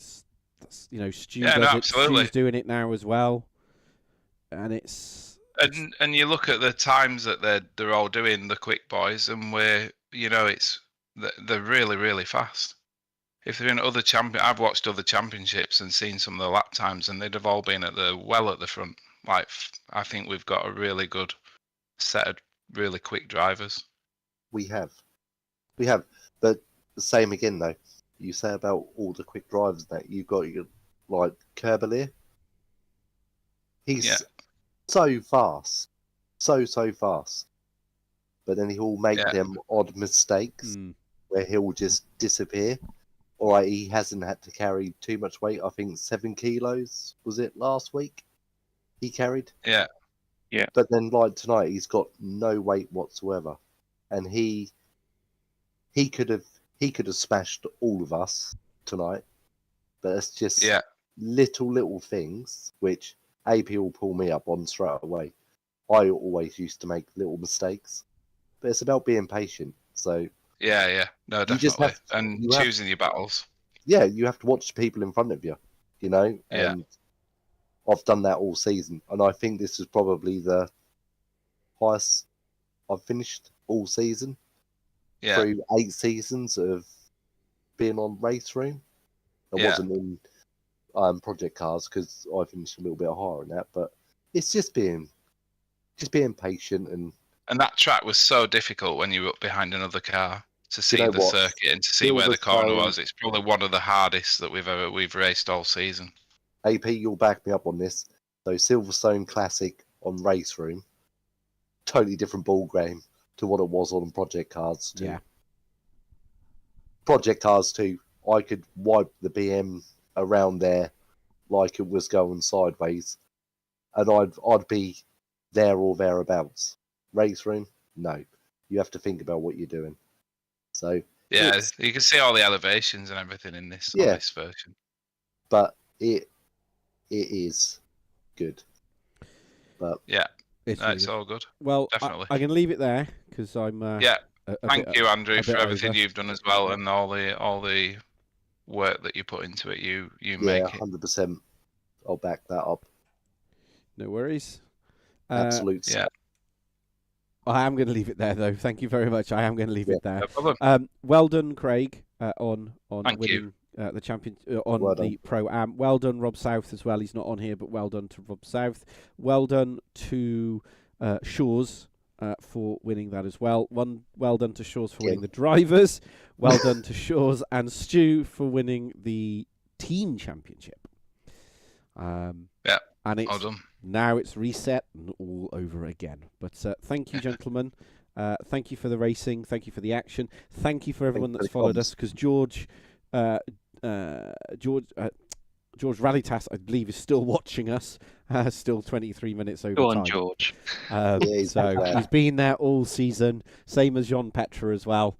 And then again, and a shout out to Ninad and as well, because he was going to join us, but he couldn't. So thank you, everybody, and enjoy your time off. Thank you. Well done, everyone. Cheers. Thank you. As always, an exciting end to a season, exciting end to the championship. So it will be absolutely amazing to see it start and reset all over again. So that's it from me. I am done and dusted for the season. Come and join us on Discord as always. And good evening and good night.